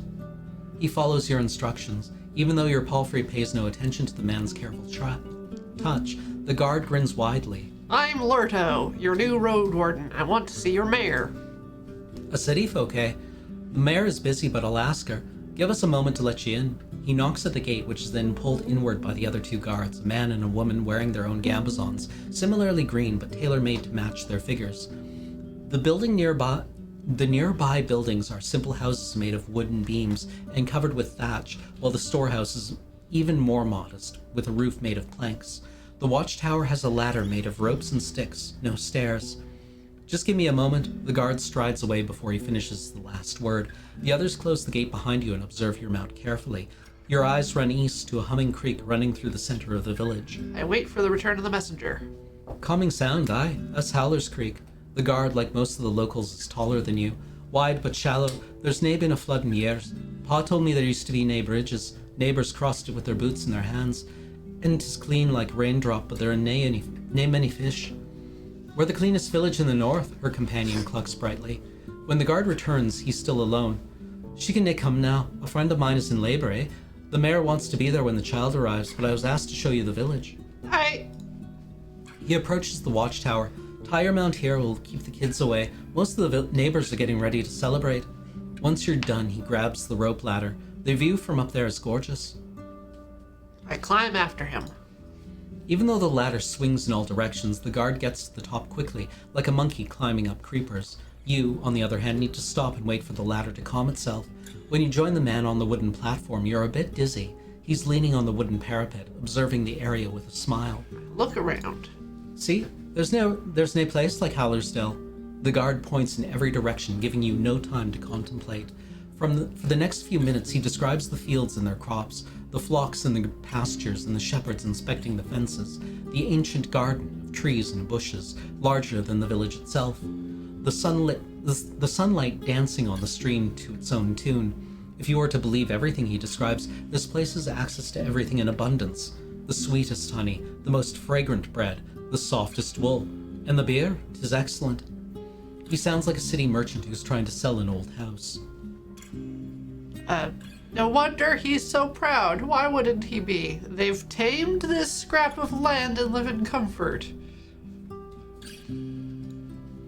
The islet in the middle connects both parts of the village. According to the man, the northern gate is hardly ever opened, as it leads nowhere now. Near the eastern gate, there's the Ape Ale Inn, where you find a bed and victuals, and the stalls where Akakios rewards our work unless we annoy him with pointless talk. He lets out a chuckle. On the opposite side of the creek, there's another white house. It belongs to Bian, the best clothier in the north. The priests live in the southeast near the wall, but they do not talk to strangers. You also hear about the hunter, the cooper, the fisher, the miller. The pie maker lives with his sister, the baker. The smith and her husband, the carpenter, live with their kids. Some of the larger buildings could accommodate 2, maybe even 3 generations at once. There could be more than 100 dwellers here.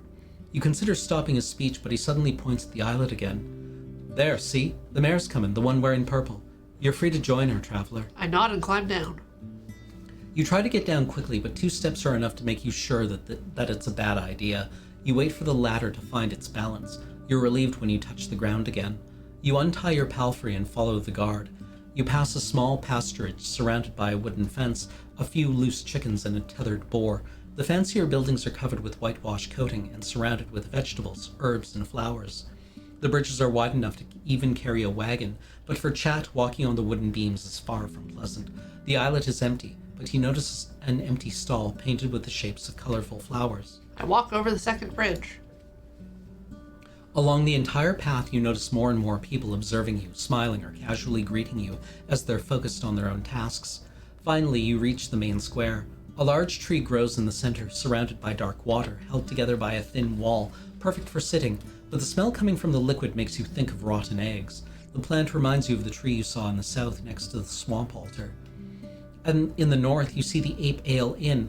Judging by tables, stools, and benches outside of it, it's open for guests. The villagers are chatting and dining loudly, and you catch their curious glances. On the side of the dining area, the merchant is arguing with a tall, broad-shouldered worker. An old man is sitting by himself, eating a pie, with a walking stick leaning against the table. A young woman is cleaning the empty mugs in the creek, speaking with a man at least twice her age, maybe her father. I need a spot to tether chat. There's a wide wooden roof next to the gate that shelters carts, crates, and sacks. You move your mount next to a donkey, to a beam placed here, just for this purpose. Without a moment of hesitation, Chat starts to chew on the nearby haystack. You have some time to make sure it doesn't struggle with your bundles. You return to the inn. I look for the mare and approach her. She's sitting on a chair with a 4-year-old boy on her knees. She's holding his hand gently, showing him how to eat gruel from a bowl. It's not a cheap meal, though. You spot nuts, berries, and milk, and the added honey makes it yellowish. The kid is clean and quiet, and once he notices your arrival, he crams his mouth with a spoonful of oats. Now, love, the mare titters. Don't you get distracted. She rubs the meal off his face. A few more spoons and you'll go help Papa in the kitchen, eh? She gives you a radiant, though apologetic smile, then returns her attention back to the companion. I observe her more closely. Her long, full-sleeved linen dress must have been dyed once in blue and once in red to achieve its dark, fancy purple, which would draw looks even in Hovleven. From her left shoulder hangs a green woolen cape, thin as a shawl. The brown belt on her waist has a large steel buckle that portrays a running deer with unrealistically large antlers growing in all directions like tree branches. Unlike her tribesfolk, she's pale with powdered and rouged cheeks, and her lips match her outfit, though they're a bit closer to wine red. The thick gray strands in her long blonde hair look more like a fashion choice than a result of aging. Her eyes are the color of her cape, keen and vigorous. She's shorter than most people around, though would still be the tallest woman in most of the northern settlements. While she's around 40, her slim hands add fragility to her appearance, even though her posture is upright, her legs confidently crossed, and her delicate voice assertive. She makes plenty of gestures, but her shoulders hardly ever move. I need no invitations. I sit down on a bench. Just a moment, please. She glances at you harshly and puts the boy on the ground. I'm sorry, love, but I need to speak with our guest. Darling. She addresses one of the inn workers, a girl close to 15. Take him to father, will you? Her tone suddenly gets firmer, leaving no hint of a question or suggestion. Yes, Ma, she responds. Both her hair and her eyes are nothing like those of her brother, and neither of the kids resemble their mother. The flowing water hits silently the rocks and wooden stakes surrounding the aisle, then splits into two stream beds. In Hovleven, the river is surrounded by tall walls, protecting the banks from deterioration, and the water is seldom free of dirt. Here, the smell is as fresh as it would be in the woods. So we have a Roadwarden again. The plant reminds you of the tree you saw in the south next to the swamp altar. I'm sure you're hungry. My husband will bring us something soon. I appreciate it. Don't you mention it. Hunger makes me peevish, and the day is too nice for that. She taps her chest and looks at a flock of birds that fly above you loudly, heading south. As we're waiting, be so good as to help me understand something. Even if you're but a mercenary, I can't imagine a single reason for you to choose this realm for your wardening. Not so long after Astarion's disappearance, there's nae glory or treasures to find here. Her pale fingers form a tent on her stomach, then clasp, leaving the forefingers pointing at you. You were sent here by the merchants. They want the peninsula. Ooh. No reaction? Yeah. They mentioned that, the mayor's very direct, right? Yeah. I simply explain the situation. You introduce yourself and confirm her suspicions. The guild and the deputy are in agreement. They are willing to send troops to this place, defend the settlements, and patrol the roads. They'd cover their pay. You'd only have to look after their board and lodging. You explain that the rate of taxes is open to negotiation, but they would be taken twice a year, in spring and fall. You have time to think about it, you assure her, and you're free to consult with your people. Safer roads bring many travelers, artisans, merchants. I know you realize it's an opportunity. Yes, I do, she finally interrupts you, but roads bring other people as well, not all of them desired by us. As she observes your palfrey, she twists her deer buckle left and right. The times have changed and your superiors were kind enough to send a messenger, Not a temple guard with a list of demands. She grasps the buckle with her fist. But when it comes to the guild, there's always a catch. Her accent is now almost identical to the one used in the city. You don't have to trust anyone blindly. The negotiations can satisfy both sides. Or you're speaking from experience? I assume? Do I really sound that confident? She titters and waves her hand by her chin as if you just offered her a compliment. I've seen such negotiations during my studies, though I can't say I took an active part in them. Let me show you an example. She theatrically clears her throat, patting her chest with one hand and covering her mouth with another, then leans forward and rests on her elbows, allowing her hands to freely make gestures. You make a deal with a settlement, flour and wool in exchange for coin and tools. You send the first traders and they imply that you're ready to pay for more, let's say parchment. Months later you want no more rye, just the parchment and wool. We can nae butcher any more mufflins, the locals say. Don't worry, you answer. We'll send you a small flock, just turn one of your fields into a pasturage. As she pretends to speak as different characters, her voice comically shifts and she has no issue switching between accents. I encourage her with a kind smile. She swings her hand above the table. Another year goes by and while there's more parchment, the village lacks some crops. The tribe needs not just tools and coins, plenty of coins, but also seeds, and the guild is not satisfied. Sending our wagons costs a lot, and there are more highwaymen now. If you want us to come again, you need more mouflons and to sell us their cheese. And guess what? With a haunting laugh, she straightens up and spreads her arms, like someone a third her age. Turns out that the village can't say no anymore. They lack supplies, seeds, and land. They can't refuse. I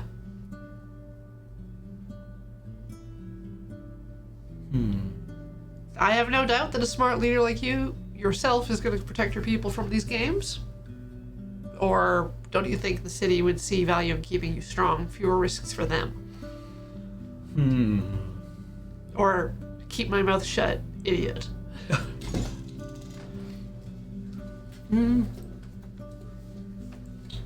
She's an operator.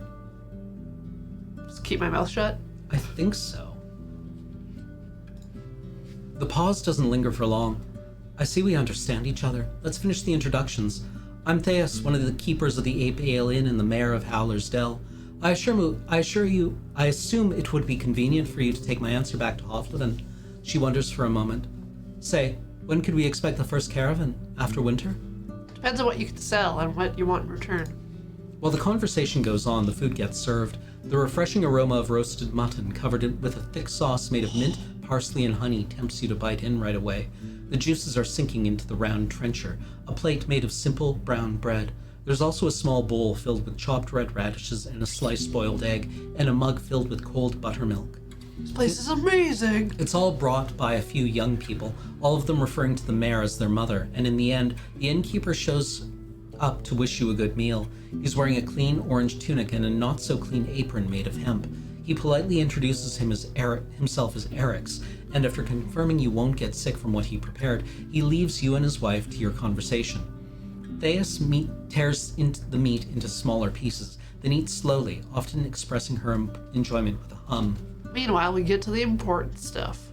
Sounds like the nearby ground is fertile. The village would gladly pay its taxes in grain and vegetables with the expectation that a squad of soldiers would provide additional protection. Our youth is strong, she claims proudly, so we don't need your guards on our walls, but a lone Roadwarden won't keep the roads passable. We need fighters willing to patrol the paths and maybe even the heart of the woods. That's what we'd expect in return. You're not an expert when it comes to linen, cheese, and wool, so the mayor spends a good couple of minutes describing the outstanding quality of what the village has to offer, especially the clothes, which are meant to be as unique as those made by Master Crispus. You vaguely recognize the name of this tailor shoemaker, but you've never earned enough to pay him for as much as a single sleeve. And of course, we will never reject some steel and bronze. We lack alloys for sickles and scythes. Then she repeats her question about starting a trade route. Truth be told, the guild is not sure what the peninsula has to offer. It's gonna take more than your village to convince them. Understandable, but you won't find much in the other tribes. They barely have enough to survive even after they trade for our crops, for we have the only decent soil in this realm. At least the people of Gale Rocks have salt and barrels of fish, while Creeks sells meat and wood. Actually, if you haven't been in Creeks yet, the furthest village in the northeast, you could give them a chance. She nods with a smile. They could use your help with keeping the roads safe. White Marshes, on the other hand, as well as the old Pagos, are close to worthless, for a trade route, that is. She clears her throat. After these words, she stands up, walks to another table, and offers her trencher to an elderly man who sits there by himself. With a trembling voice, he thanks her, then starts to chew on the soggy bread. She sits down, wipes her hand into a clean cloth, adjusts the folds of her cape, and once again crosses her legs. So tell me, Lurto, how's Hovlevin? I haven't gathered much news since the invasion. Let's see, not give them much information.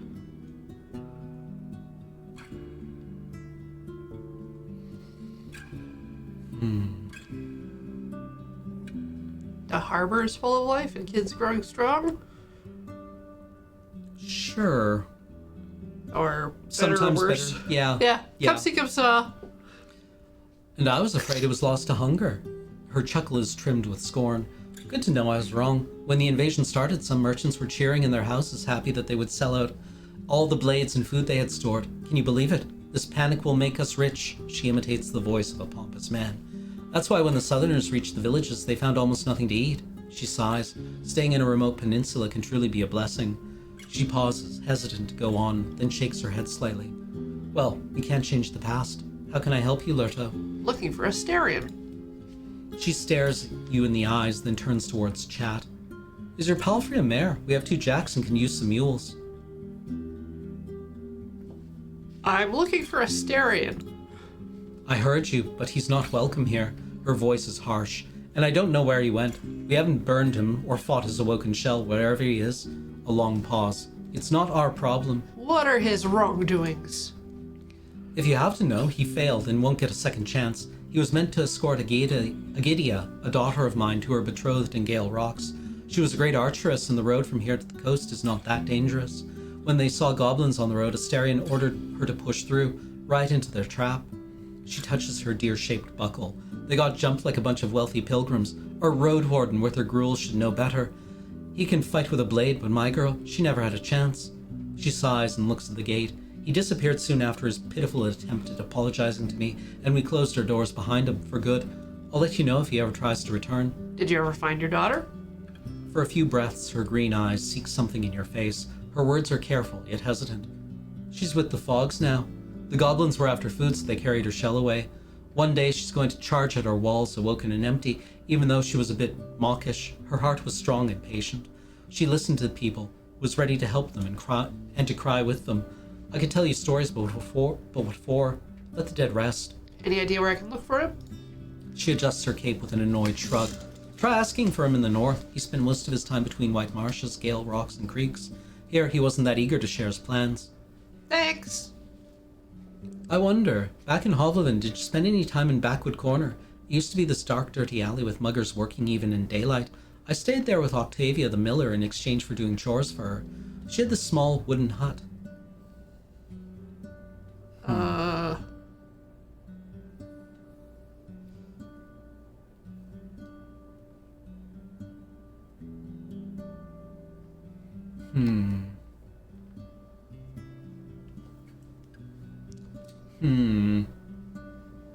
Apple and the Boar?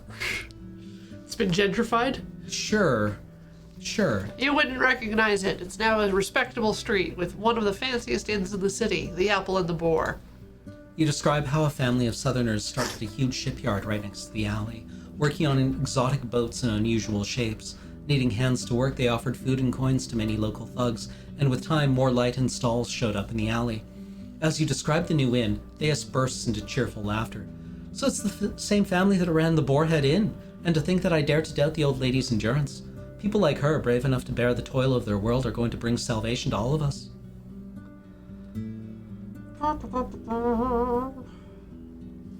What was in the ruined village? Scavenger? Yeah. What about the scavenger? Weird tree, actually. Or what? The weird tree. Oh, yeah, weird tree. She straightens up and raises her chin. You mean Beholder, the guardian spirit of our wetlands. Every fall we bring it our gifts, and in return it provides us with blessed fruit, the flesh of the forest. She stares into your eyes. It's older than the oldest books and the oldest thoughts. The druids help us honor its sleep and show us how to ask for its help. Neither of these rituals, she scoffs, would be of use for you. Nice. Glossia's band, the Pelt of the North innkeeper. Yeah. When you mentioned the raids on the northern villages, her eyes narrow. Are you sure? It's the first I've heard about it. Glosia has been around since years back, and she's not much of a nuisance. I'm just a messenger. He's asking for you to join forces with him. Well, I can't give you my answer. I won't ask our hunters to endanger their lives in pursuit of some gossip.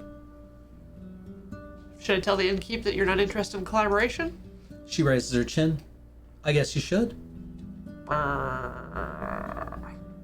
I ask about the scavenger? Yeah. What do you think about the scavenger? Ah, he's still alive, she says with distaste.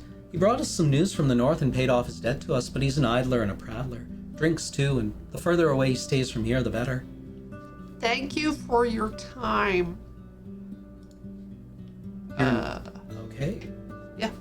Do you want to take another break? Let's take a break. All right, we'll be back in a few short minutes, chat. Sit tight.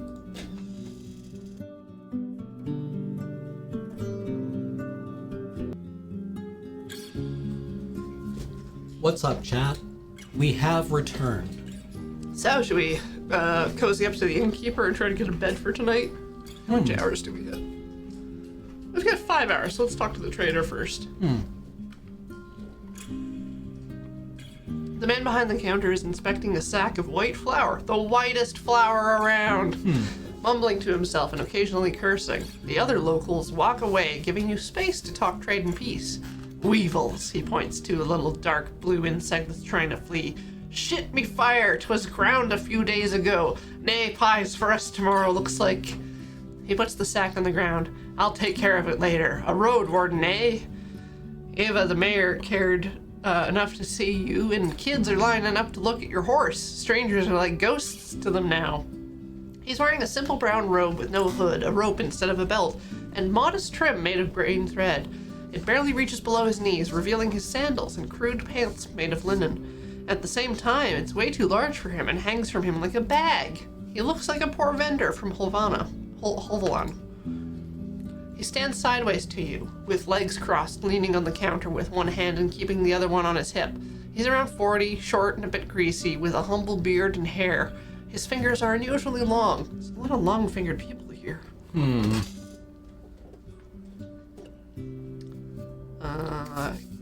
Friendly? You're a trader, I assume. I guess we'll see each other often. I do like how it shows you, like, it lets you make your decisions. Yeah. Actually, like if I change that, it just changes the...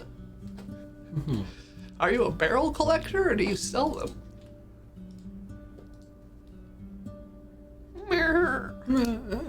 Oh, you're a trader, I assume.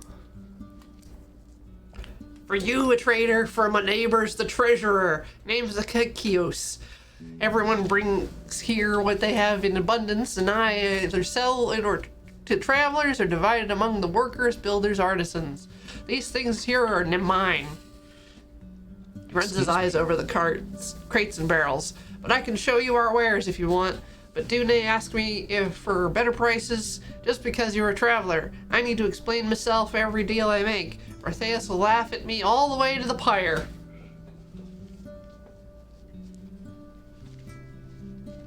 What can you tell me about Asterion? That even though he was here more than once, he didn't leave much behind. Smelly hoarder. He looks around and spits on the ground. At least he bought a blade for me. Do you remember what blade it was? Sure, it was a special one, a sickle sword with a tip wider than 'twas the grip.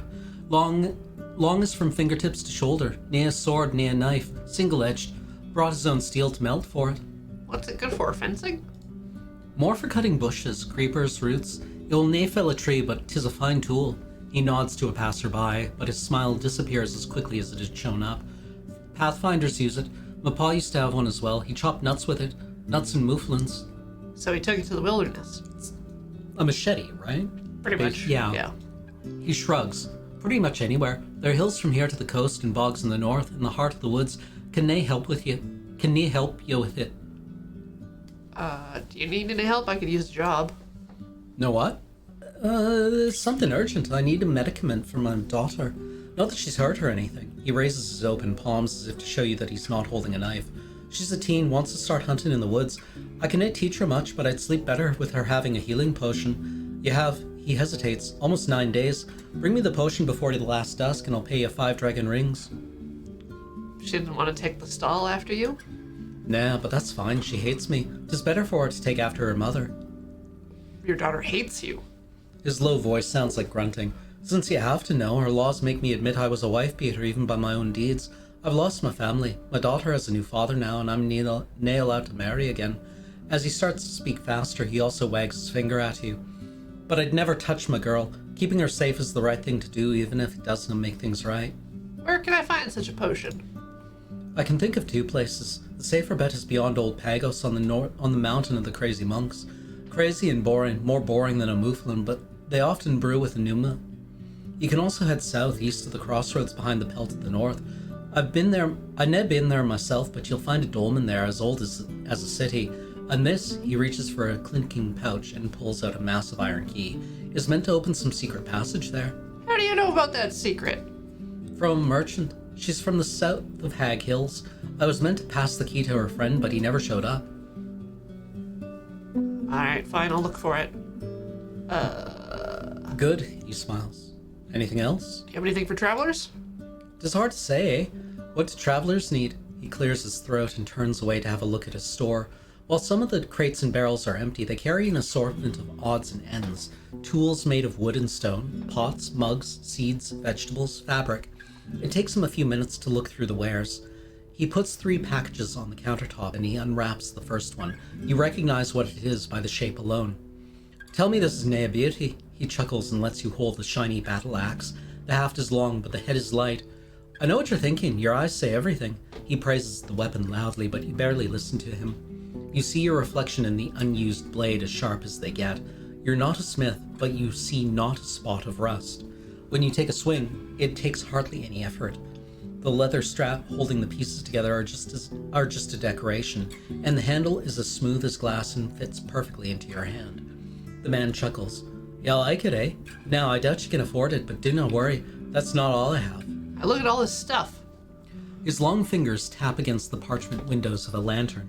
Its frame is cheap, made of oak. 'Tis glued and 'tis quiet, he says while shaking it in the air.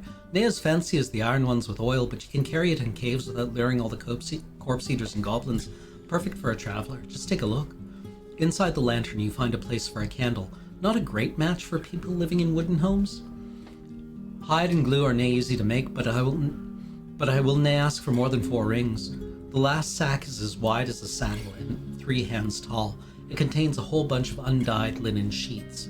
We usually keep them for traders, but we could use a few dragon rings, and who knows if there's ever going to be a next caravan. He gives you a long look. Interested? Depends on what you want for it. Oof. Oof. Oof. Oof. Oof. We have 1 dragon bone. We got 1 bone. We got 1 ring. Goodbye! Talk to the innkeeper. Even though the counter stands outdoors, it's not rotten or dirty, and you guess that like the other furniture, it's brought inside every night.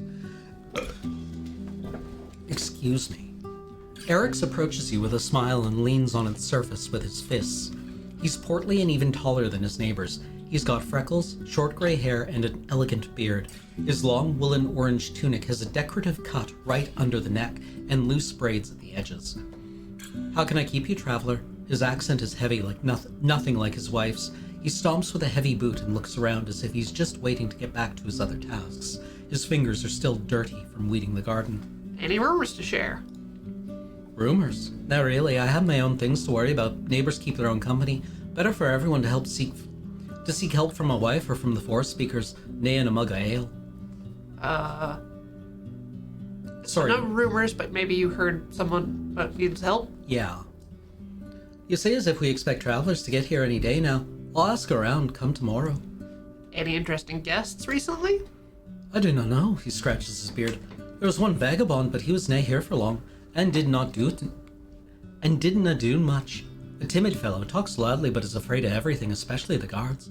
His face is touched by flames. Has a big ballista, he says the word with a strange accent, smirking. And a large bird as his beast of burden. I do not know what to say. He shrugs.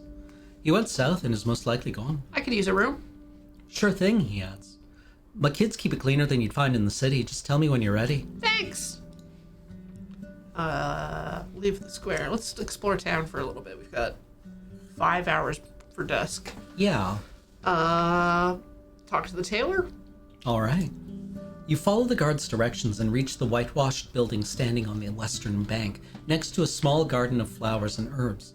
It's well kept and clean, with a plain, beaten front yard and parts covered with sand, though through the open windows you catch a glance of the furniture, made of smooth, almost shiny wood with hints of dark, cherry-like red, decorated with carvings of plants. A woman in her 40s is sitting on a wooden bench. The table is covered with fabrics, threads, and needles made of bone and iron. She's sewing a long-sleeved what is going to become a blue tunic.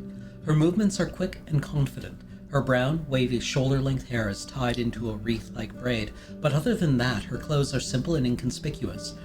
She doesn't have a left leg, but you don't really notice any cane. You observe her for a few moments until, without sparing you so much as a glance, she encourages you to speak with a grunt. I'm looking for a tailor. You found one. Her voice is low and she doesn't stop her work. Name's fine. Could you answer some questions? The boredom in her voice is palpable. I'm Nea Bard. Okay, goodbye. Let's go talk to the priests. Okay. You head south of the dead tree in the main square. Before you get to the second thatched building, a large man stands up from a bench and gets in your way. He's close to 50, taller than most people you've seen in your life, broad-shouldered. His hair and short beard are brown, matching his elegant woolen robe.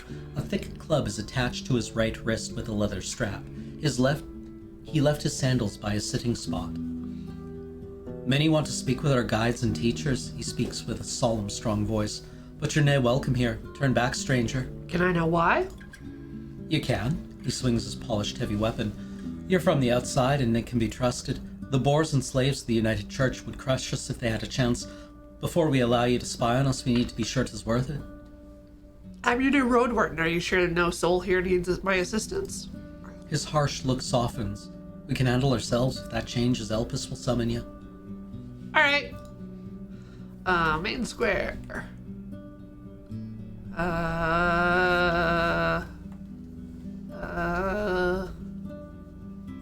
Is that it? Just square and Yeah. the druids.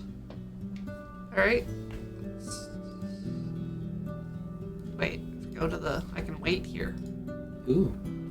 Wait for evening.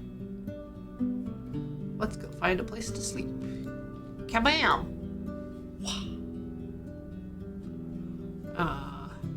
Wow. Yeah.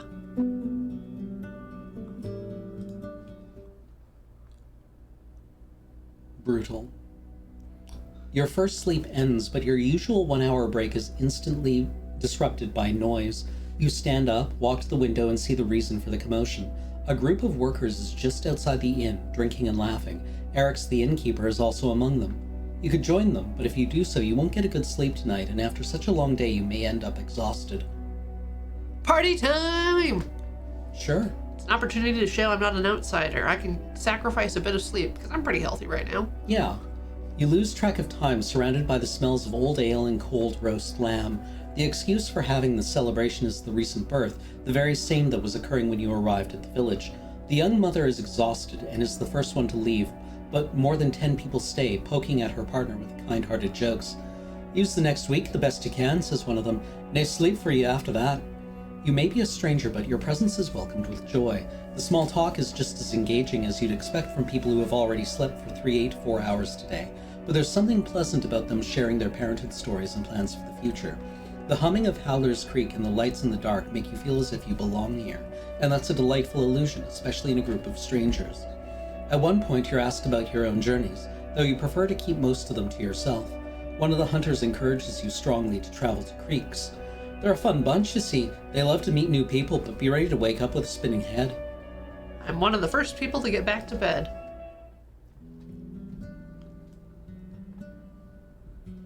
It's warm here, but the mouflon skin allows your back to rest a bit. You wake up a couple of times during the night. The smell of the cook's stew fuels your hunger, and the staff returns to the room once every hour or so to stir the pot.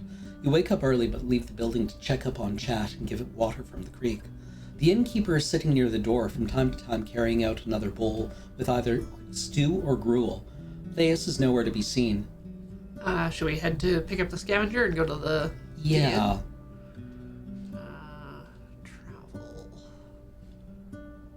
down. The shapes of mountains are cutting through the horizon.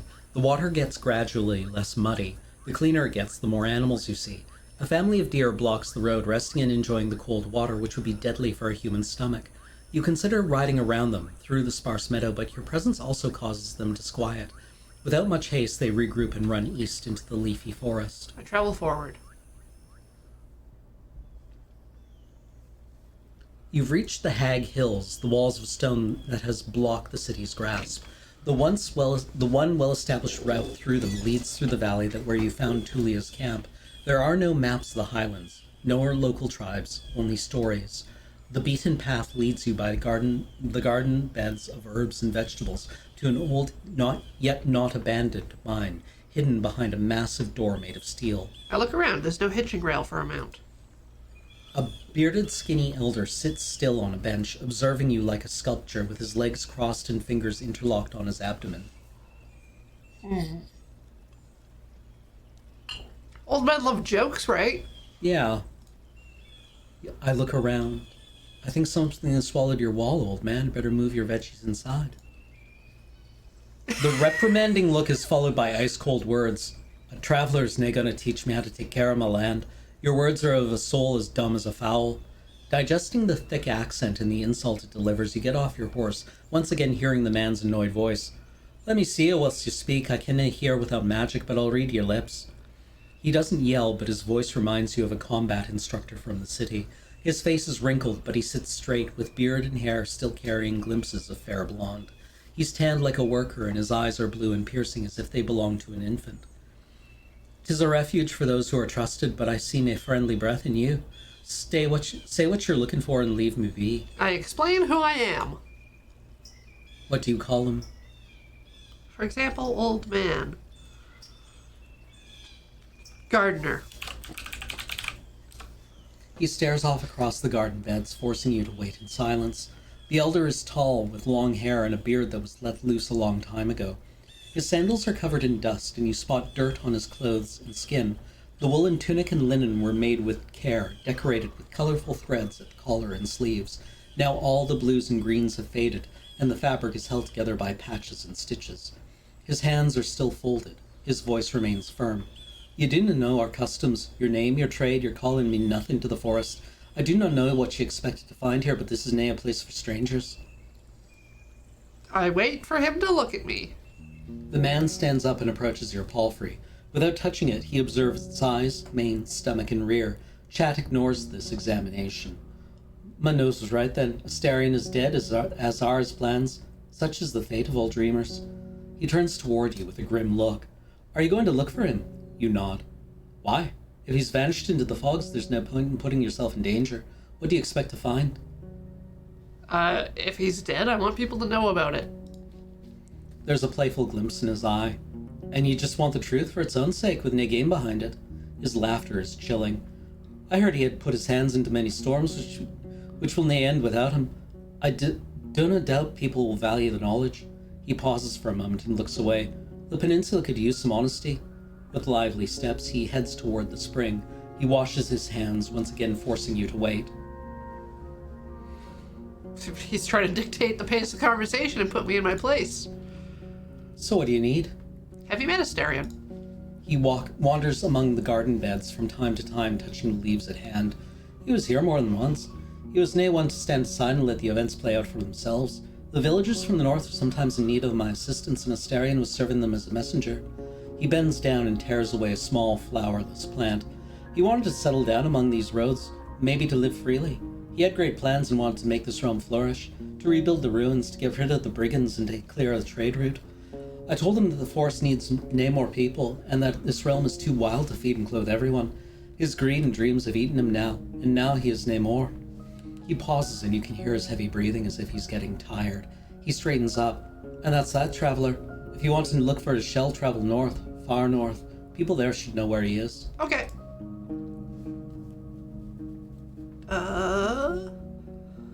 Are the bandits bothering you? He strokes his beard, but then grasps it nervously. There are souls who steal from White Marsh, as a village in the north. They would need to show up here, but the brigands are brutes, simpletons. Even their leader, Glosha, only listens to force and will humiliate for the enjoyment of her band. She will not be afraid of some lost Roadwarden. He lets go of his beard and lowers his head. She's drifted so far away from her old self, a kind, bright girl from Gale Rocks, loved by her parents, but now, dinna cross her, or she'll find you. Tell me about the altar. He smiles. 'Tis the tree that you should pay attention to, the true gift from the forest. It answers to our offerings and rewards us with its magnificent fruits. They both heal, help shell and soul, and make anyone who eats them stronger than they ever were. We gather from around this altar whenever the winter ends, and whilst it requires a painful sacrifice from all of us, it prepares one's soul for the future like nothing else could.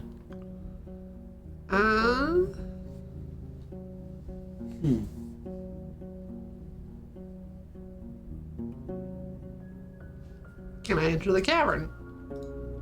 What would allow a stranger to do such a thing? Well, time to hit the old Dusty. Yeah. Doot.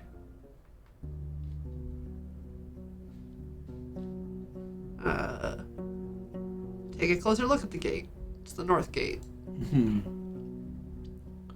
Pushed or pulled, it doesn't move an inch. Someone has spread dirt and rocks both underneath and around it, seemingly to keep the planks stuck in the ground. I go somewhere else. Scavenger's camp. Yeah. The entrance to the scavenger's camp hideout is open. You see scraps of metal organized in piles while the old furniture has been dismantled into loose planks and pushed into corners.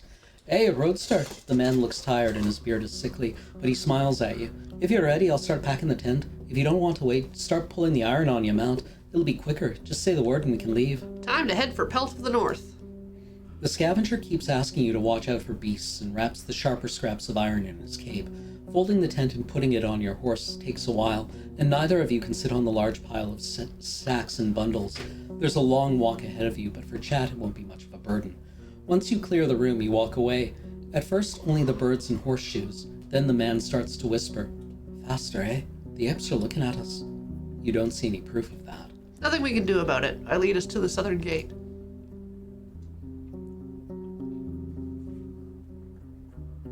You move slowly, slowed down by having to secure the bundles on Chat's back and carry your own bags. After half an hour, the man asks for a break.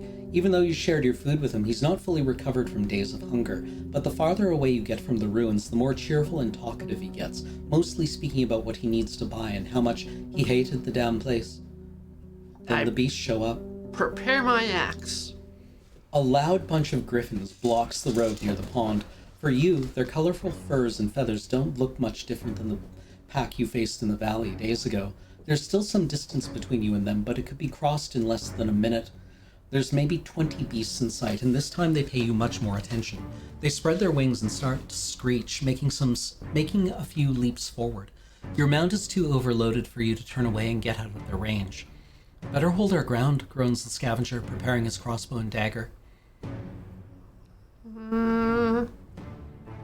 I think we should charge them and yell and swing our weapons to scare them.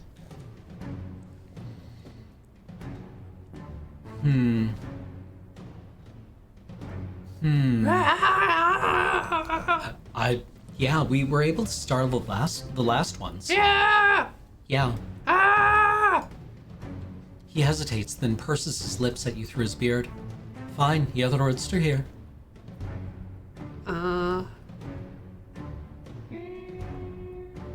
Startle one of them, hoping the others will also be affected? Or... Yeah. You run at the nearest beast, besetting it with your loud screams, and while it runs away, the others are so close they would have to fall over to stop. One of the griffins simply leaps at you and the others follow. For the next minute, you slice and dice whatever you can hit, filling the air with screeches and feathers. The sheer number of opponents overwhelms you more than once, and it's difficult to keep pushing them away with your free hand. As you peek towards the scavenger, you see he's doing fairly well, jumping away whenever he lands a hit, but his short blade holds him back. You see blood coming from a few cuts through his clothes. Finally, it all ends, though not because of a lack of opponents. The one creature you butchered is still convulsing from pain, but the others, some of them hurt, have enough strength to run away. Their will is broken, yet the pack will go on, at least for some time. Your fine gambazon keeps you in one piece and is still in decent shape. The man spits on the ground, deeply hurt. May apes and ibexes bang this place day after day. He leans forward, taking a few deep breaths, then looks at you. Roadster, I thought you dumb, but with a plan like that, but we're alive. You and I both. He laughs, briefly, painfully. Let me draw my ballista and we can move forward. I'm just trying to smile and ease Chat's thoughts. It's better to keep moving. That wasn't so bad. Yeah. The man's sleeve and stomach are soaked with blood, but he tells you to ignore it. Once you get close to Pelt, he whistles enthusiastically. You weren't kidding, eh? What a fortress. The guards open the gate and take care of the scavenger's bundles, which Chat welcomes with a nicker. The man introduces himself quickly and asks to be brought some water from the well. Thank you, Roadster. I need to ask the innkeep if he has any soap. I'm not going to chop off my damn arm. He clicks with his tongue. But like I told you, if you want coins, you have to come back tomorrow when my pouch gets heavier. But I can, and I would prefer to give you the potion that repels the apemen instead. It's useful, but not as much in the south as it is here in the woods. Give me money. Or do we want his piss? I think money is more useful for us. Alright, welcome raiders. Well, yeah, welcome. Hey, Lumi.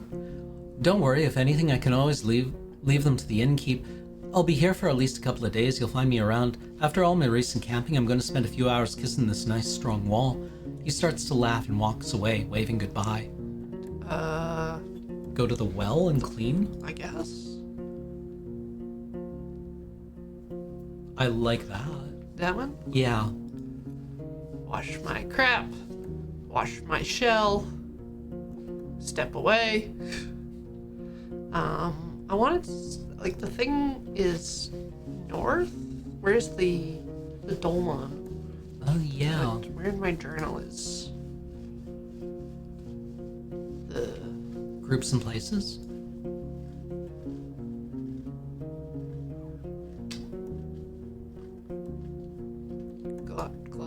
glossary? Doesn't look like it. Wow. Lots of world building. No.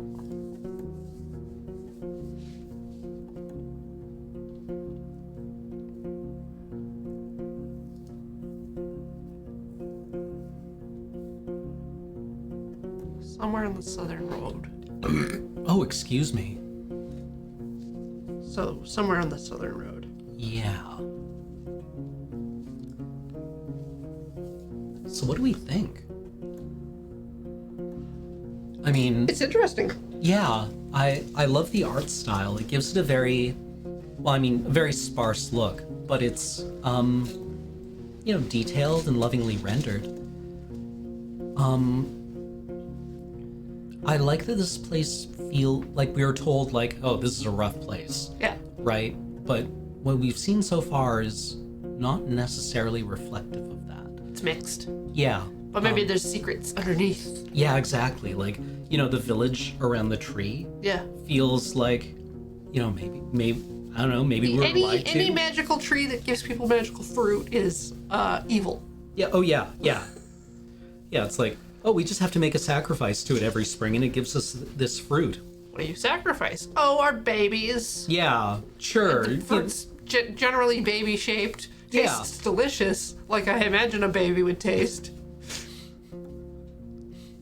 We just kill a baby on the altar and then it turns into a baby shaped fruit. It's magical. It's the best way to get ready for the new year. Yeah. And that's where the New Year's baby tradition comes from. Or maybe it's just a perfectly normal town, Yeah. right? Like, it's, I don't know, this seems like a fertile game with, like...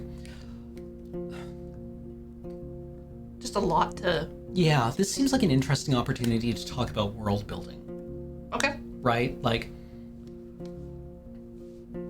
it,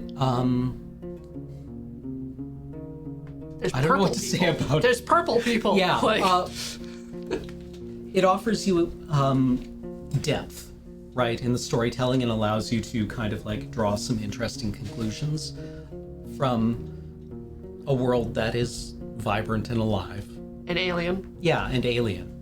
But not too alien. Yeah, right? Like, it feels familiar enough that you can kind of make extrapolations Yeah.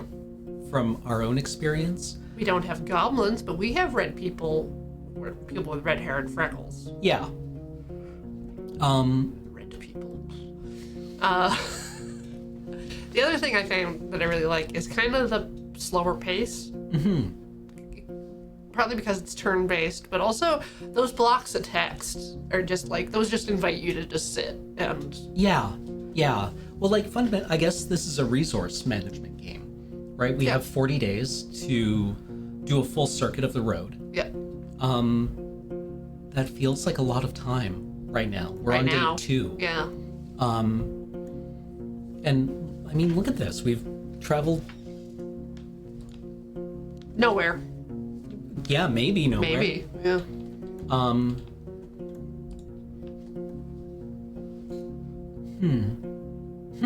I like it so far. I'd kind of like to revisit this again. Or, I mean, yeah. I want to play new things. Yeah, okay. Yeah, no, fair enough. Also, I like the soundtrack. Yeah, the music's kind of great. It reminds me Yeah. a little bit of Dwarf Fortress, but also not.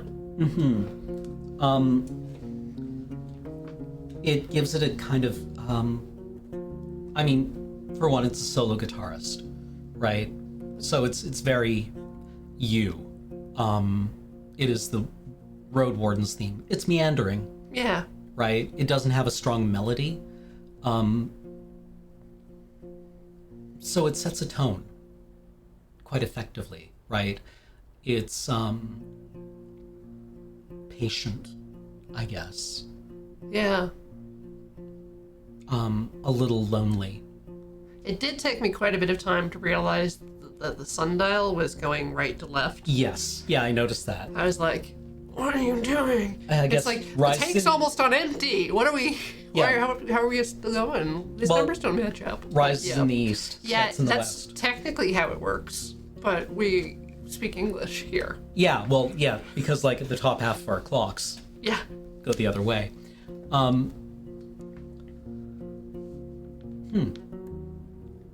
I enjoy the writing as well.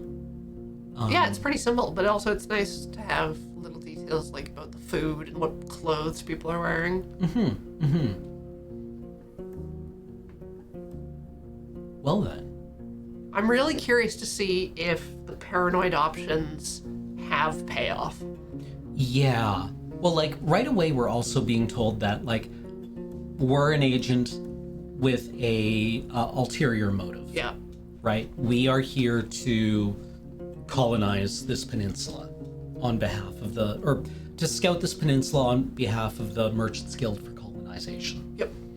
Or just exploitation. Yep. Right? Like they aren't going for commercial exploitation, I guess.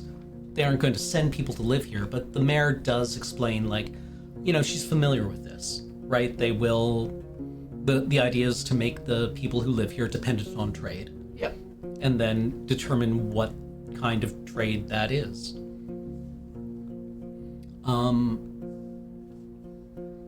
Game is Fallouty. Yeah, I'd call that accurate. American. Got some little bit of Fallout vibes. Yeah, I would eagerly play more of this. I mean, you've got a home stream. I do, so maybe I could play there. If only you didn't have so many wizard chores. Yes. Yeah, and I do like, as the third tale points out in chat, that your responses when, like, the mayor asks you, like, "Oh, I used to live in the capital. What's happening in this neighborhood?" Apparently, when your answer just completely determines that. Yeah. Right. And, like, if you're going to lie or something, it tells you you're lying. And I really love, oh my god, a game that gives you the full text of your response. Yeah. Not just, hey, pick the friendly button. It's pick the friendly button, and this is what the friendly response is. Well, that also gives you a bit more, like, it makes you feel a bit more calculating. Yeah. Right? Like, it makes you feel like a character who thinks about what they say. Right? Yeah. It makes you feel more like an agent rather than someone who is just, like, you know, kind of gormlessly moving forward. It's my favorite shop in the Citadel. And from what we've seen, choosing one mode to answer in Yeah. doesn't lock you into being that kind of personality. Your personality look is a at- bit, Yeah. it's flexible, and you can choose who you are to who you're speaking with, right? Like your personality is malleable. Yeah. Which again makes you feel more calculating and There's more also, agent-like. The time limits on things. So you're encouraged to come back to locations and for stuff to change over time. Mm-hmm. Which is nice. Yeah.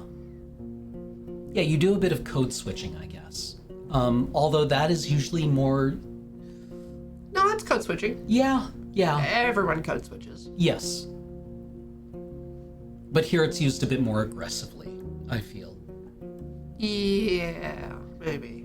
Or it's broken down to archetypes more.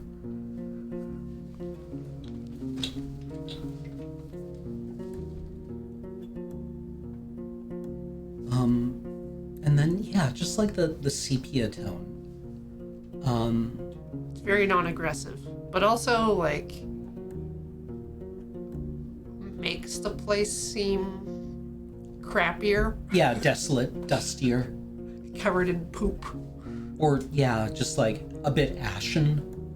Yeah. If this is the way our character sees this place, then maybe they see it as being unfinished or in need of like, Yeah, because we're from a big city. yeah, like if it was vibrant and green, maybe then it would feel less like it needed us to take it over, Yeah. right? If it feels dirty and unfinished, then maybe that encourages that mindset from the player.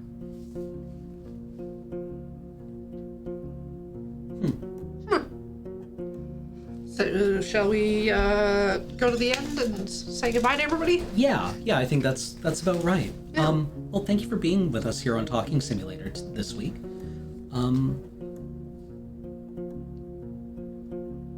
It's live this weekend. Anyways, goodbye. Yeah, later.